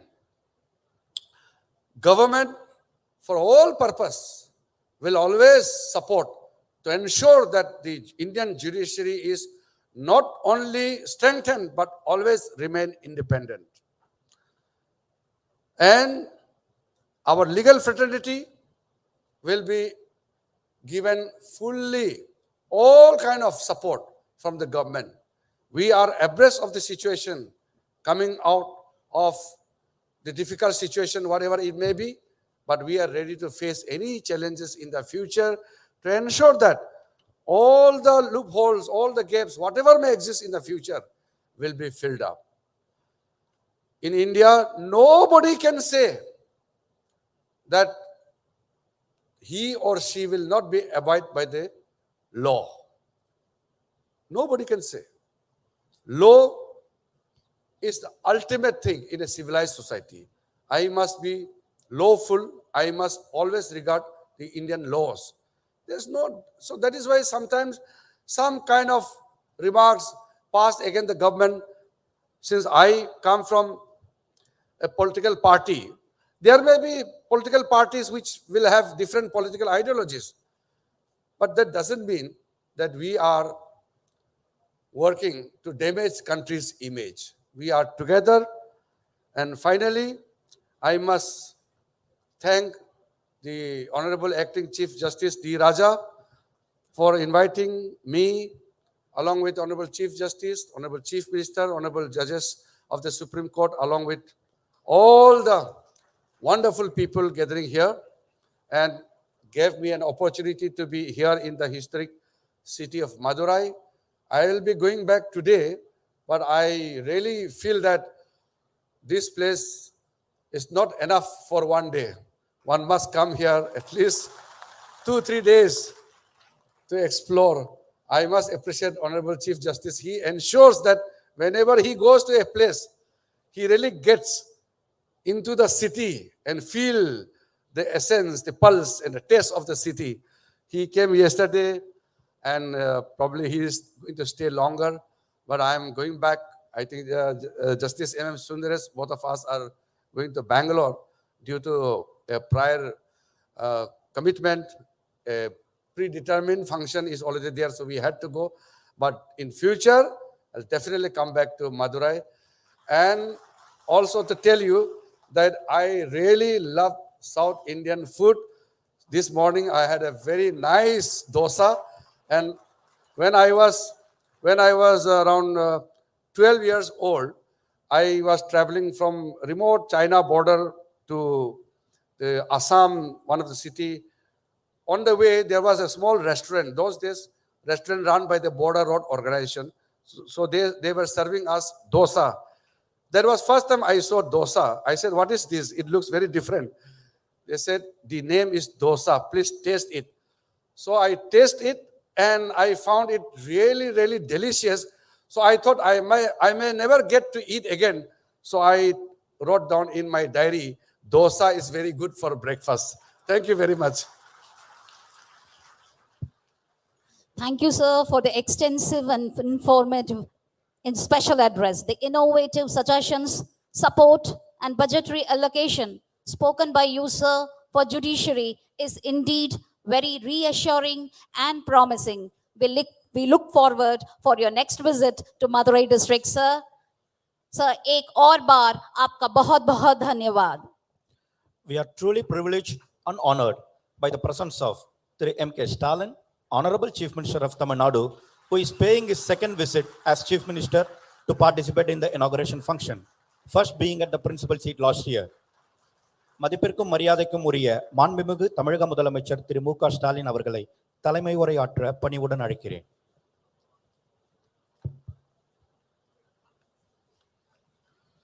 சங்கம் வளர்த்த மதுரை மாநகரில் நடைபெறும் இந்த விழாவில் பங்கேற்று சிறப்பித்துக் கொண்டிருக்கக்கூடிய மாண்புமை உச்சநீதிமன்றத்தினுடைய தலைமை நீதியரசர் டாக்டர் சந்திரசூட் அவர்களே, மாண்புமிகு ஒன்றிய சட்ட மற்றும் நீதித்துறையினுடைய அமைச்சர் கிரண் ரிஜிஜு அவர்களே,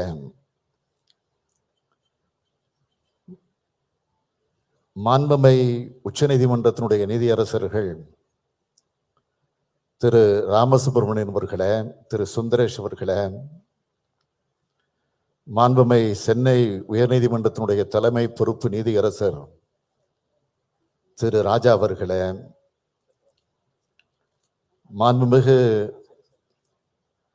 அமைச்சர் பெருமக்கள் ஐ பெரியசாமி அவர்களே, KSR ராமச்சந்திரன் அவர்களே, தங்கம் தென்னரசு அவர்களே, பெரிய கருப்பன் அவர்களே,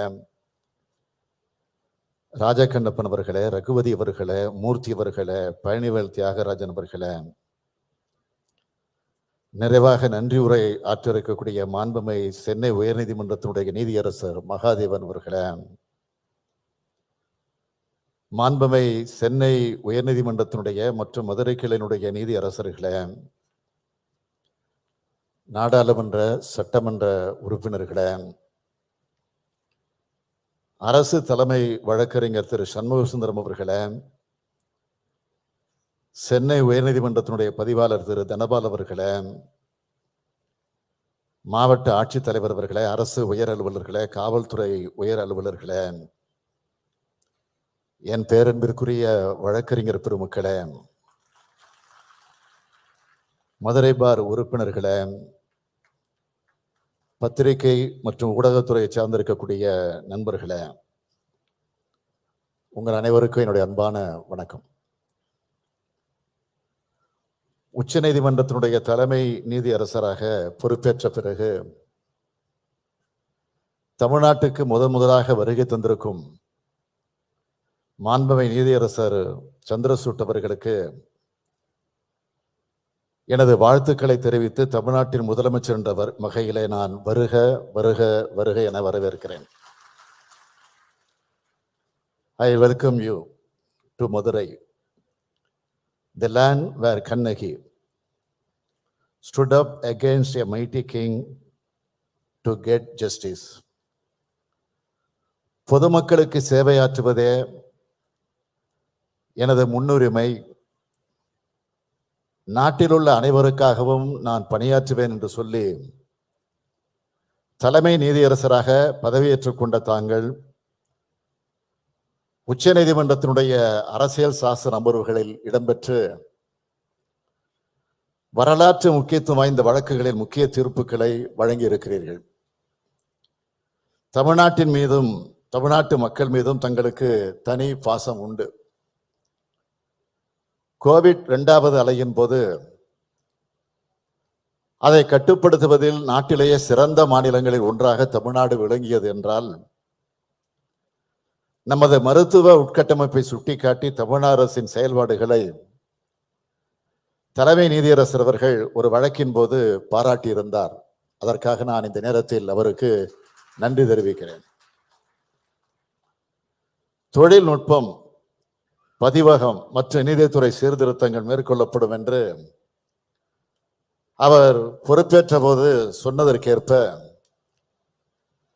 தமிழ் உள்ளிட்ட மாநில மொழிகளில் உச்சநீதிமன்றத்தின் தீர்ப்புகள் சமீபத்தில் வெளியாகி இருப்பது மிகுந்த மகிழ்ச்சி அளிக்கிறது.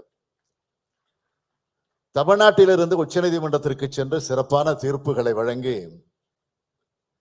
தமிழ்நாட்டுக்கு பெருமை சேர்த்துக் கொண்டிருக்கக்கூடிய மாண்புமை நீதியரசர்கள் திரு ராமசுப்பிரமணியம், திரு எம் சுந்தரேஷ் ஆகியோருக்கும் சென்னை உயர்நீதிமன்றத்தினுடைய பொறுப்பு நீதியரசர் மாண்புமை திரு ராஜா ஆகியோருக்கு நான் இந்த நேரத்தில் என்னுடைய நன்றி கலந்த வணக்கத்தை தெரிவித்துக் கொள்ள விரும்புகிறேன். சிறப்பாக நடைபெற்றுக் கொண்டிருக்கக்கூடிய இந்த சீர்மிகு விழாவில கலந்து கொள்வதில் நான் மிகுந்த மகிழ்ச்சி அடைகிறேன். இன்றைக்கு சென்னை உயர்நீதிமன்றத்தினுடைய கிளை மதுரையில் அமைந்திருக்கிறது என்றால் அதற்கு அடித்தளமிட்டவர் முத்தமிழறிஞர் தலைவர் கலைஞர் அவர்கள்.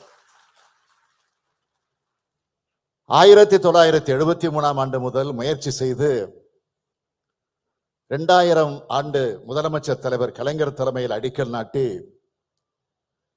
தென் மாவட்ட மக்களின் கனவை கலைஞர் நனவாக்கினார். இன்று அந்த மாபெரும் கட்டடம் கம்பீரமாக நிற்கிறது. இதனை நான் குறிப்பிடுவதற்கு காரணம், நீதித்துறையின் உள்கட்டமைப்புக்காக தொலைநோக்கு சிந்தனையுடன் செயல்படும் அரசு திமுக அரசு என்பதை நினைவூட்டுவதற்காகத்தான். நீதி நிர்வாகம் சுதந்திரமாகவும் நியாயமாகவும் செயல்படுவதற்கு ஏதுவாகவும் பொதுமக்களுக்கு விரைந்து நீதி வழங்குதலை உறுதி செய்யும் வகையிலும் நீதிமன்றங்களுக்கு தேவையான கட்டட வசதி, மனித ஆற்றல், பிற உட்கட்டமைப்பு வசதிகளை போதுமான அளவில் ஏற்படுத்தி கொடுப்பது மிக அவசியம் என்பதை உணர்ந்துள்ள தமிழ்நாடு அரசு அதற்கு முன்னுரிமை அளித்து செயல்பட்டு வருகிறது. இந்த அரசு பதவியேற்ற 2021 மே மாதம் முதல் இன்று வரையில புதிய நீதிமன்றங்கள் அமைக்க தேவையான நீதிபதிகள், அலுவலர்கள் பணியிடங்களை உருவாக்கி 106 கோடியே 77 லட்சம் ரூபாய் ஒதுக்கீடு செய்யப்பட்டுள்ளது. 6 மாவட்ட மற்றும் அமர்வு நீதிமன்றங்கள், 12 சார்பு நீதிமன்றங்கள், 7 முதன்மை குற்றவியல் நடுவர் நீதிமன்றங்கள், 14 மாவட்ட உரிமையியல் மற்றும் குற்றவியல் நடுவர் நீதிமன்றங்கள், 3 கூடுதல் மாவட்ட நீதிமன்றங்கள், ஒரு கூடுதல் சார்பு நீதிமன்றம் மற்றும் ஒரு மாவட்ட உரிமையியல் நீதிமன்றம் உள்ளிட்ட 44 புதிய நீதிமன்றங்கள் அமைப்பதற்கு ஆணைகள் வெளியிடப்பட்டுள்ளன. 3 வணிக சட்டங்களுக்கான தனி நீதிமன்றங்கள், மாவட்ட நீதிபதி நிலையில கோயம்புத்தூர், சேலம், செங்கல்பட்டு ஆகிய மாவட்டங்களில் அமைப்பதற்கும் ஆணைகள் வெளியிடப்பட்டுள்ளன.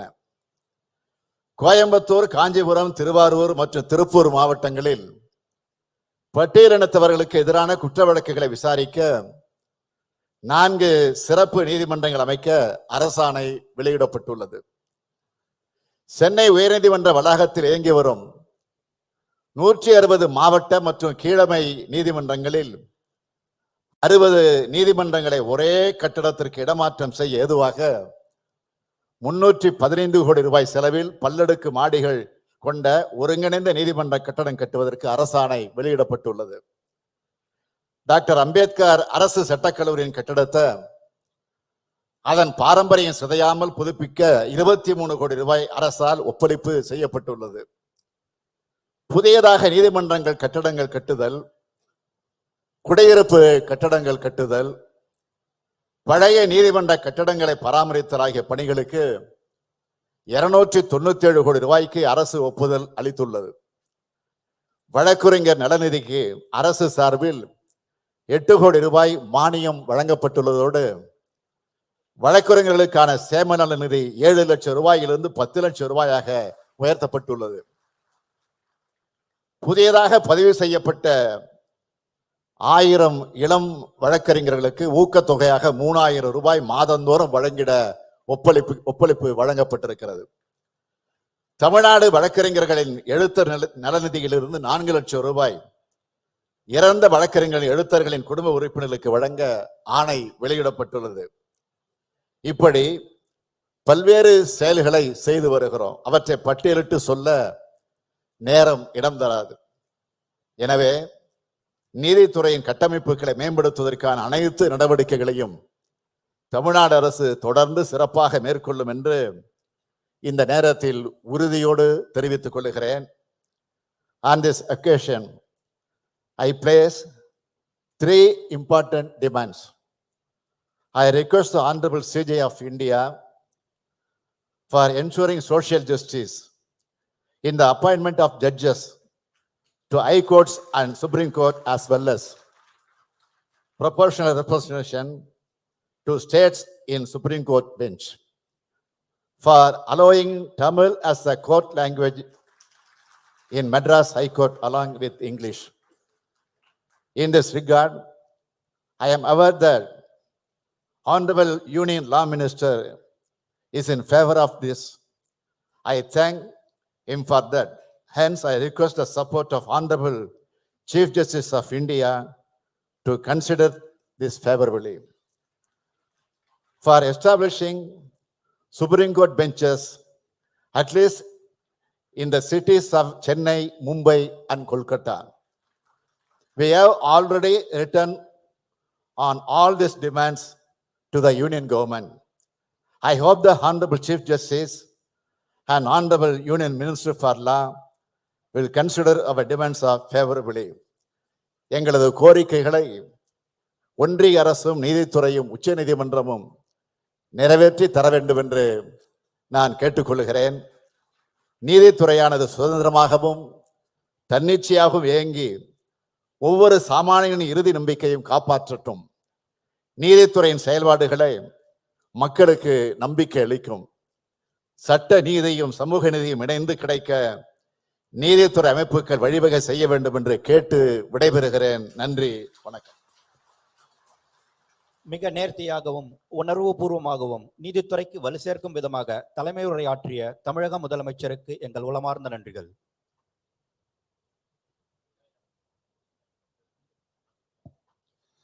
We are truly privileged, honored, and delighted to have Honorable Dr. Justice D.Y. Chandrachud, Chief Justice of India, among us, who presides over the destinies of the highest court of justice of this land. The influence of great innovations in science and technology are bringing about rapid and radical changes in judicial thinking. This nation witnessed the great spurt in the use of technology owing to the global pandemic situation. Technology is going to stay. His Lordship is always exploring the potential of information technology in judicial proceedings. The implementation of His Lordship's e-Seva Kendra, video conferencing, e-filing, e-payments, e-summons, live streaming, e-Supreme Court record, and the regional language support for the judgments of Supreme Court and High Courts using artificial intelligence, ensuring the judgments and e-court services accessible and disabled friendly has taken the Indian judiciary to the international level. It is impossible to describe the manifold and multifaceted contributions made by His Lordship. With all humbleness, I now invite Honorable the Chief Justice of India to deliver the inaugural address.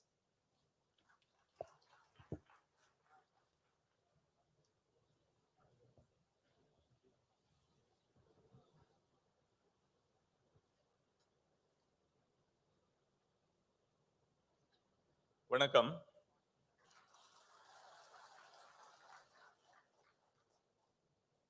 The Honorable Chief Minister of Tamil Nadu, Thiru MK Stalin, Thiru Kiran Rijiju, the Union Minister of Law and Justice, my distinguished colleagues, Justice V. Ram Subramaniam, Justice M.M. Sundaresh, Honorable Justice T. Raja, the Acting Chief Justice of the Madras High Court, Justice R. Mahadevan, Judge of the High Court of Madras, and all the colleague judges of the High Court, Thiru P. Murthy, the Honorable Minister of Commercial Taxes, Registration and Stamp Law, Dr. Palanivel Tyagarajan, the Honorable Minister of Finance, Thiru S. Raghupati, the Honorable Minister of Law, Thiru R. Shanmugasundaram, Advocate General of Tamil Nadu, all the distinguished judges who have come from different parts of the state of Tamil Nadu, members of the bar, government officials, and other dignitaries. I have often heard of the Tamil saying, Vandarai Val Vaikum Nad. The state of Tamil Nadu has truly lived up to its reputation. Thank you again for the warm, gracious, and heartfelt hospitality. Last year, the then Chief Justice of India visited Chennai for laying the foundation stone for a 9-story administrative block at the Madras High Court. Less than a year later, the state has another project on its card to augment court infrastructure. Tamil Nadu is truly leading the way in boosting the infrastructure of the court system. I have been frequently speaking about the deplorable infrastructure of various courts across the country, where litigants, lawyers, and judges do not have access to basic facilities, such as a clean washroom and a resting space. The courtrooms are cramped with no ventilation. The justice system is choked with the huge pendency rates, and so are the judges and lawyers inside a non-ventilated court hall. In most district courts in the country, there are no sanitary napkin dispensers for women lawyers. In many district courts in the country, there are no washrooms for lawyers and for lady judges, women judges. Studies have shown that a comfortable working environment enhances the work output. I hope that the administration consults all stakeholders and caters to their spatial requirements before commencing the construction of the building. When the former Chief Justice of India visited Chennai a year ago, Thiru MK Stalin put forth 3 points for consideration. The first was for the setting up of regional benches, which the Honorable Chief Minister again referred to a short while ago. The second for introducing Tamil as the official language in the High Court. And the third, ensuring inclusivity as a principal factor in making recommendations for the appointment of judges. I would like to use this stage to speak to you about all the endeavors of the Office of the Chief Justice of India in addressing these 3 concerns. I have been striving to ensure access to the Supreme Court for lawyers and law students who do not reside in Delhi. I always say that the Supreme Court of India is not the Supreme Court of Tilak Marg, but it is the Supreme Court of the entire nation. We have introduced a hybrid system by which lawyers can appear before the Supreme Court both physically and virtually. This facility enables the seamless connection between a judge sitting at Tilak Marg in Delhi and an advocate residing in Melur or Virudhunagar. Additionally, we have started live streaming all constitution bench cases. This provides students from government law colleges in Madurai or Trichy the opportunity to watch Supreme Court proceedings and to be educated about the way the law is evolved, developed by the Supreme Court. While many law students in Tamil Nadu may be unable to pursue an internship in Delhi, owing to the distance and limitations on economic capacities, I am confident that access to the court proceedings would substantially bridge the opportunity barrier. I must share with you certain facts which may otherwise not be known. During the course of the COVID-19 pandemic, 2.62 crore cases were heard by the high courts and the district judiciary on video conferencing. 78 lakhs in the high courts and 1.84 cases in the district judiciary. The Supreme Court from 23rd March 2020 till 13th February 2023 heard 4,13,537 cases through video conferencing. The use of this modern technology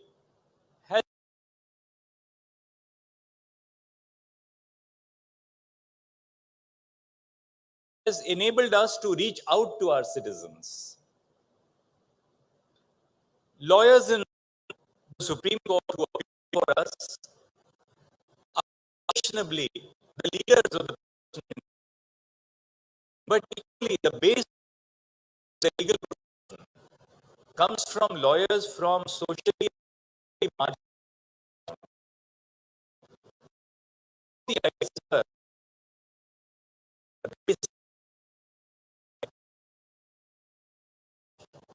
With lawyers from the district judiciary. When a second appeal comes to the High Court, the client in the districts is in direct touch with the arguing advocate in the High Court or through the intermediary of the High Court who has conducted, the lawyer who has conducted the first appeal. Opening up the facilities of the Supreme Court to lawyers not merely from the centers where the high courts are situated, such as Chennai, but lawyers from all over the country, from the districts, would enable a reduction of the cost, because a lawyer in the district judiciary will charge a fraction of what is charged by a lawyer in the higher echelons of the system. But there is a great deal of confidence which the citizen has in the lawyer who has conducted the case in the forum where the case was instituted. So our effort in the Supreme Court is to use technology to truly make ours as a national court where we can hear the voices of our citizens through lawyers who have an intimate connection with their lives, who know the social conditions in which these social problems which are brought before the court emanate.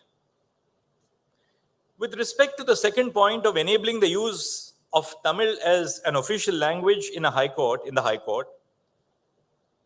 perhaps a constitutional amendment would be necessitated having due regard to the provisions of Article 348 of the Constitution. I'm cognizant of the language barrier and the ensuing impact of this barrier on opportunities to young graduates. English is not our first language. We think and formulate our thoughts in our mother tongues. However, I implore all young lawyers who are facing some difficulty with communication in English not to be demotivated. I request the judges of the Madras High Court to be encouraging towards the young juniors and not let language barriers impede effective representation. I was Chief Justice of the Allahabad High Court for a period of nearly 3 years. A young lawyer would open the case by saying, "May it please your lordships," the old colonial form. But the English advocacy very often ended with saying that. The rest of it was conducted in the mother tongue of the lawyer.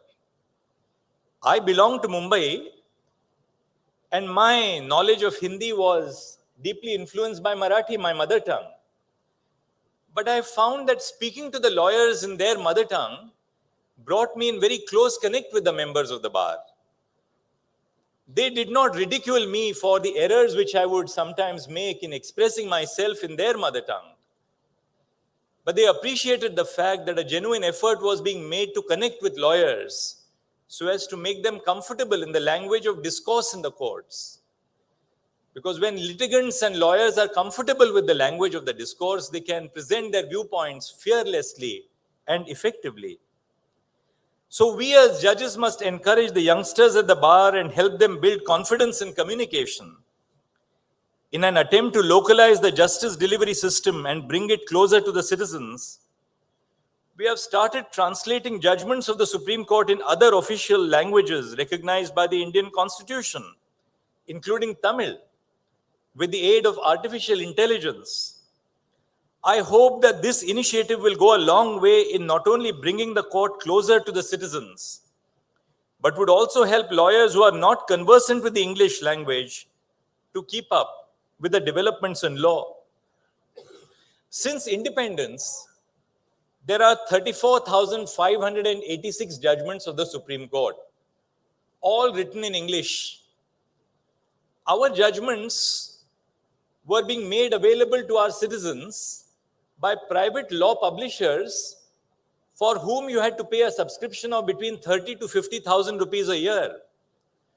How many young lawyers in the districts or in the taluka courts can afford a subscription of this nature? So one of the first steps that I took after I took charge as Chief Justice of India on 9th November last year was to digitize all the 34,000 plus judgments of the Supreme Court. These judgments are now available free of charge, not merely to our citizens, but globally to anybody who wants to read the judgments of the Supreme Court. We have also ensured that there is a free text search engine which can be accessed by citizens across India. But we have not stopped at that.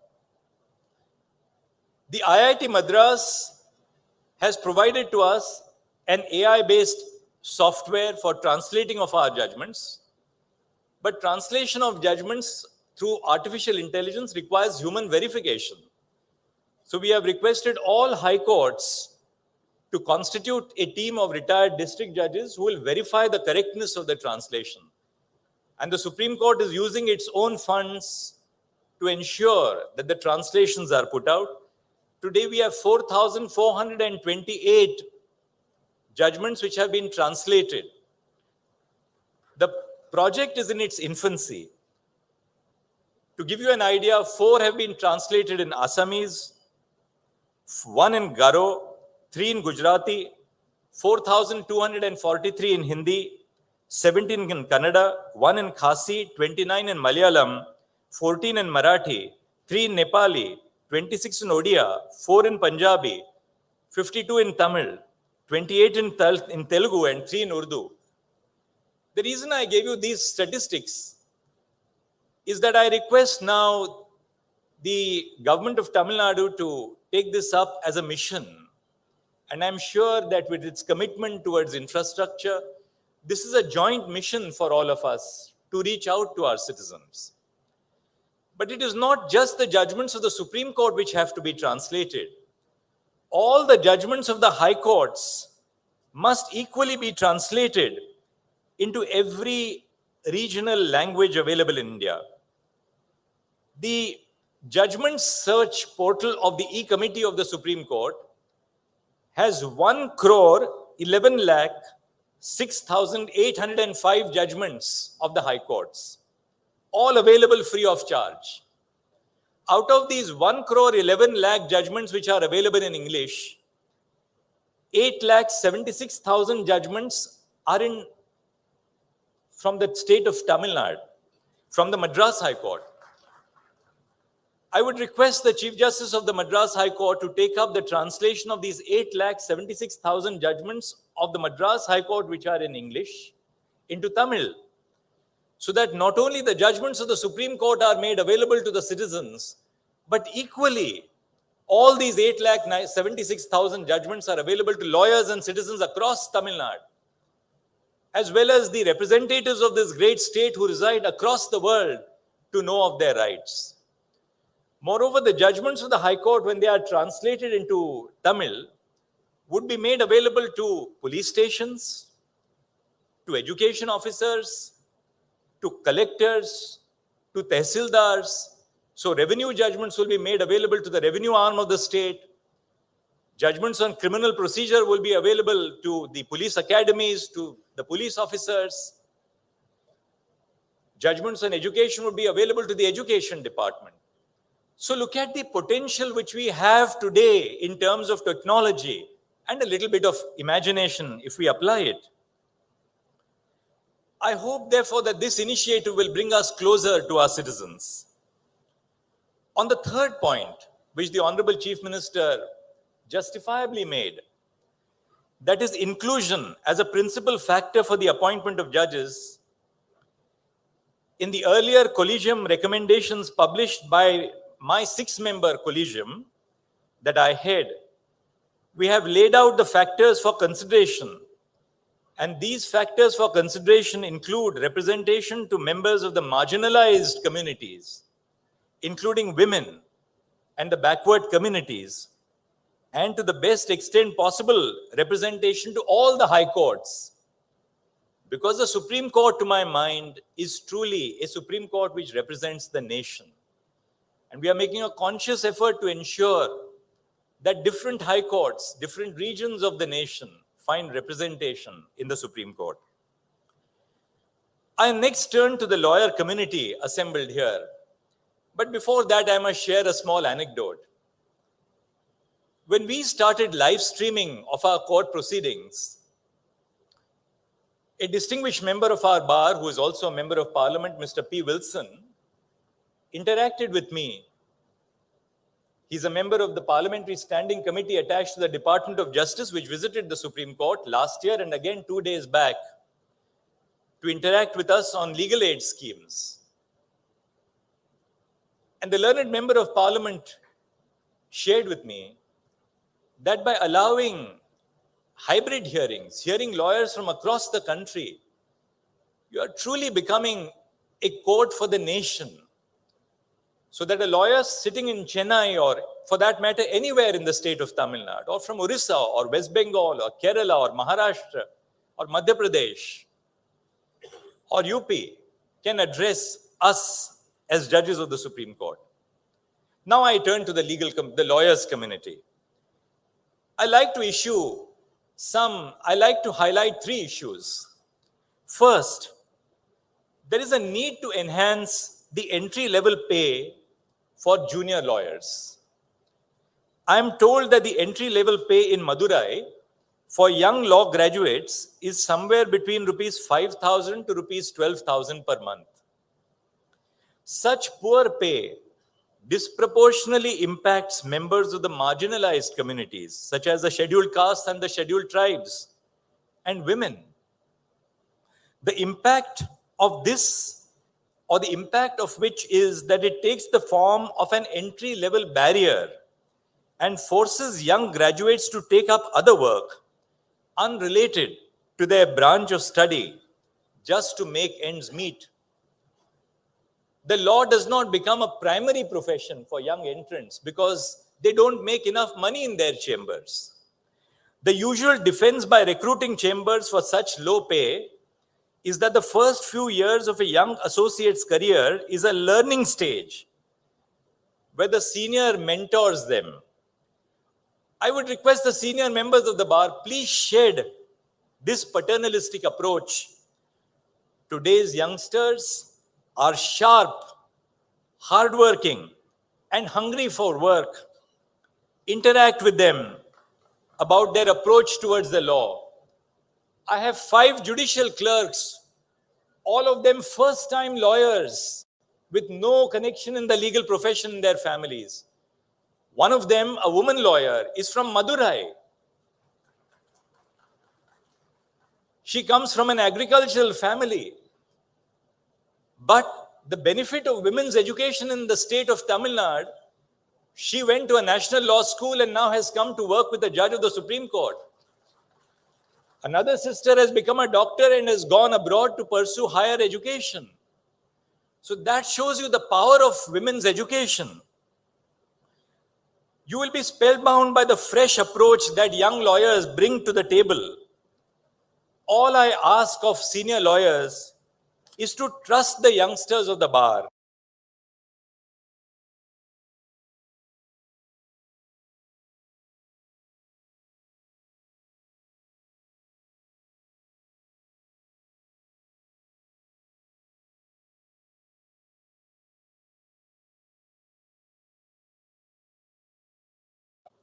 Statistics inform us that for 50,000 male enrollments in Tamil Nadu, there are only 5,000 female enrollments. The legal profession is not an equal opportunity provider for women, and the statistics are the same all over the country. The face is changing. In the recent recruitments to the district judiciary, over 50% are women. But we have to create equal opportunities for women so that women do not fall by the wayside because of the fact that they undertake multifold responsibilities as they progress in life. Chambers are skeptical about recruiting young women advocates. The reason for it is not a lack of young, talented women. There is no lack of talented young women, but rather because of our actions being a product of the stereotypes that we hold against women. There are two prominent stereotypes against women that translate to denying women opportunities, and forgive me for speaking about them. Firstly, recruiting chambers assume that women would be unable to put in long hours at work because of familial responsibilities. We should all firstly understand that childbearing and childcare is a choice, and women should not be punished for taking up that responsibility if they wish to, but rather encouraged and supported in any choices that they may choose to make. A young male lawyer might also choose to be equally involved in child care and family care.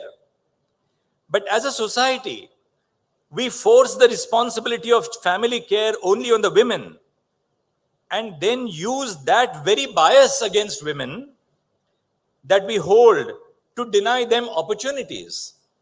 If a woman wants to balance work with family care, it is our responsibility to provide institutional support. Setting up creche facilities in all court complexes across the country is an important step in that direction. The Supreme Court of India, the Delhi High Court have already led the way on this front, and it is time that the rest of the country follows suit.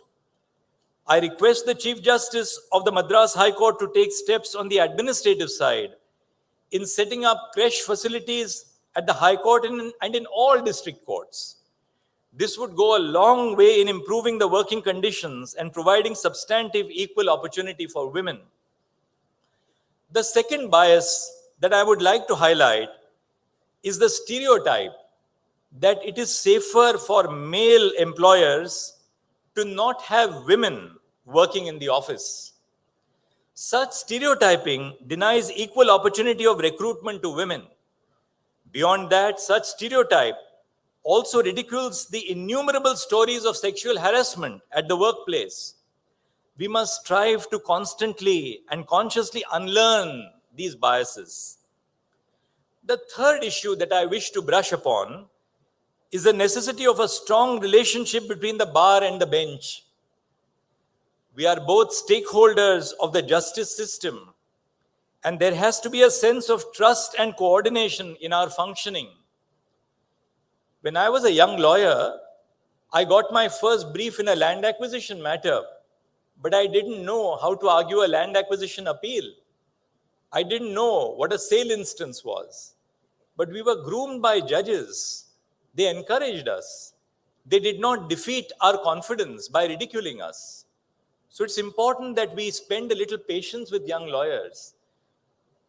At the end of the day, doing 3 cases less may not be as important as creating the future of our society and the profession. By creating young leaders who will follow in our footprints, because I believe the true worth of a leader, and I don't speak of the leaders of the judiciary or the executive or the legislature, I speak about the leaders in the chambers of lawyers, the chambers of doctors. The true worth of a leader is to create a bunch of talented people who will take up the baton when it is time for you to pass it on to others. While it is natural for the bar to have issues with the functioning of the court administration, I request the lawyering community present here to resort to deliberation and discussion before imploring the option of a strike. I assure all of you that the office of the Chief Justice of India is always open to genuine grievances, and I will try my best to resolve them. It is only fair that I also direct a few of my concern toward the judges of the Madras High Court. Judges of the Supreme Court are slightly older than you, and our eyesight is a little fainter than the young judges of the Madras High Court. I personally have been facing some difficulty in reading the Madras High Court judgments that come to the Supreme Court in appeal because of the less line spacing and small font. Please use a larger font and increase the line spacing so that we don't have to pick up a magnifying glass. On a serious note, I have noticed that the judgments of various high courts, including your high court, and I'm not ridiculing the high court. Why would I do that? I owe everything to the high courts. The judgments of the Madras High Court are printed on a paper with an image of the High Court emblem, the watermark. More often, sentences on such prints are not screen readable, rendering it inaccessible to blind people. I had a blind lawyer who worked with me as a law clerk for a year. He was a Rhodes Scholar who came and worked with me for a year. And we have tried our best to make the judicial system more accessible to the visually handicapped, the blind. If we put watermarks on our judgments, how will young blind lawyers follow our judgments? So we have to change these practices. It would be great if the Chief Justice of the Madras High Court could look at this issue. I've been told that Madurai has a unique food culture. While I cannot wait to explore the rich cultural heritage of Madurai and the unique cuisine that it has to offer, I would like to issue a note of caution to the hardworking people of the temple town. I have noticed that societies with a rich cultural heritage are often unwilling to grow out of rustic social understandings. While we must all work towards preserving our culture, our heritage, and language, we must also work towards unlearning our social biases.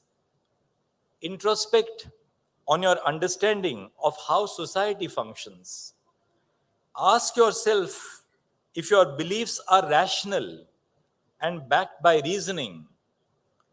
Open up your mind, your thoughts, and your expression.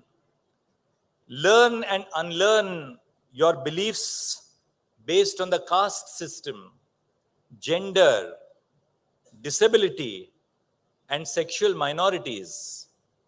For it is only a rational society that would be remembered centuries later. I would like to end my speech by quoting from the Sangamira poet Thirukaniyan Pungundranar. His poem, Yadum Ure Yavarum Kelir, is widely quoted. I learnt of it as a child. But it is the last 4 lines of the poem, which I did not understand as a child, but which I understand now, that I consider to be meaningful and apt in today's world. And I quote those last 4 lines. Periyorai Viathalum Ilame, Siriyorai Igarathal Adinilum Ilame. So I conclude with this thought that truly, truly, the universe is one. The universe is truly one. While we do not have to necessarily always look up to people in positions of authority, we should also not mistreat our subordinates. So I leave you with this thought. I thought that I will use my visit to this beautiful temple town. I've spent my evening yesterday and this morning today reflecting, introspecting, meditating on the beauty of the religious and cultural heritage which Madurai in that sense is so symbolic in the state of Tamil Nadu. But more than that, not as an outsider, in so many which ways I believe that my parent, which is the state of Maharashtra and Tamil Nadu, have so many common traditions. Every time I speak to my very dear and affectionate brother, Justice Sundar, or my dear and affectionate brother, Justice Ram, as I call them, I find that there is so much of commonality in the traditions, in the conventions, in our approaches to life. So when I spoke to you, I don't believe I spoke to you as an outsider, but I spoke to you as someone who shares this great vision, like you, of the very ethos of India. Namaskar. Thank you very much. We are spellbound. Thank you, my Lord, for the enlightening and thought-provoking inaugural address. We are certain that the words of wisdom spoken by His Lordship would not only benefit the august gathering, but also the society at large. His Lordship's speech would remain evergreen in our minds. Thank you, my Lord. May I request Honorable Thiru Justice R. Mahadevan, Judge, High Court of Madras, with all humbleness, to kindly deliver the vote of thanks.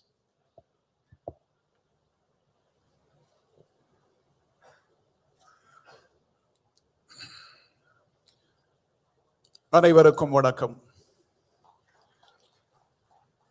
Honorable Dr. Justice D.Y. Chandrachud, the Chief Justice of India. Thiru MK Stalin, the Honorable Chief Minister of Tamil Nadu. Honorable Shri Kiran Rijiju, Minister of Law and Justice, Government of India. Honorable Justice V. Ramasubramaniam and Honorable Justice M.M. Sundaresh, Judges of the Supreme Court of India. Honorable Mr. Justice T. Raja, the Acting Chief Justice of Madras High Court. Honorable Minister S. Raghupati, Minister of Law. Honorable Dr. Palanivel Tyagarajan, Minister of Finance.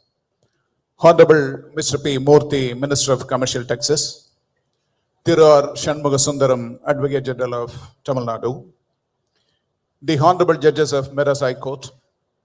The members of the Bar Association and other distinguished guests present here. Today is indeed an important day for the state judiciary, as we have taken a few more effective steps towards strengthening the basic infrastructure of the subordinate judiciary. Stepping up the judicial infrastructure in tune with the need of the hour, the litigants and the institution in general is one of the essential factors in ensuring efficient justice delivery system and administration of justice as well.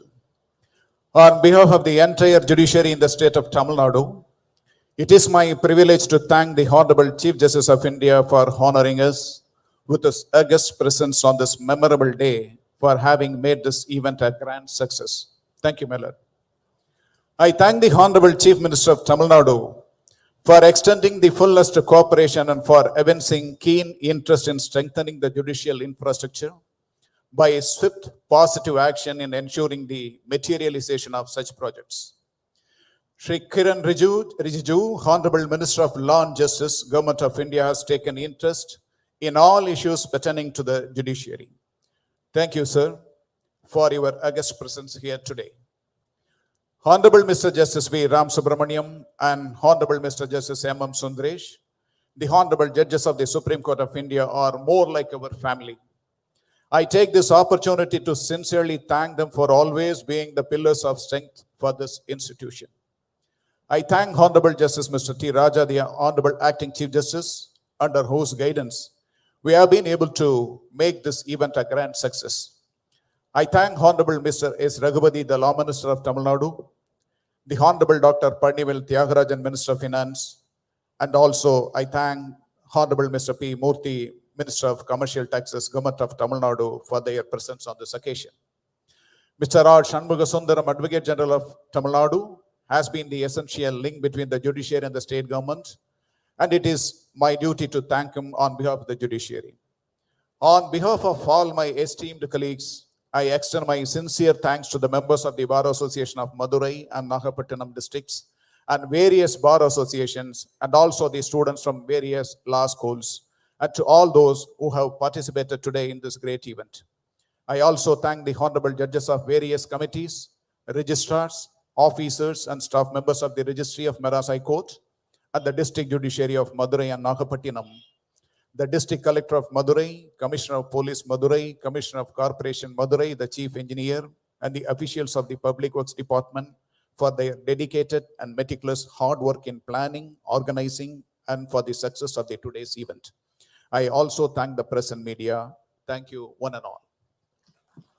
Thank you, Lordship, for the extensive sense of gratitude shown by thanking one and all who made this function a grand success. Now we conclude this wonderful function with national anthem.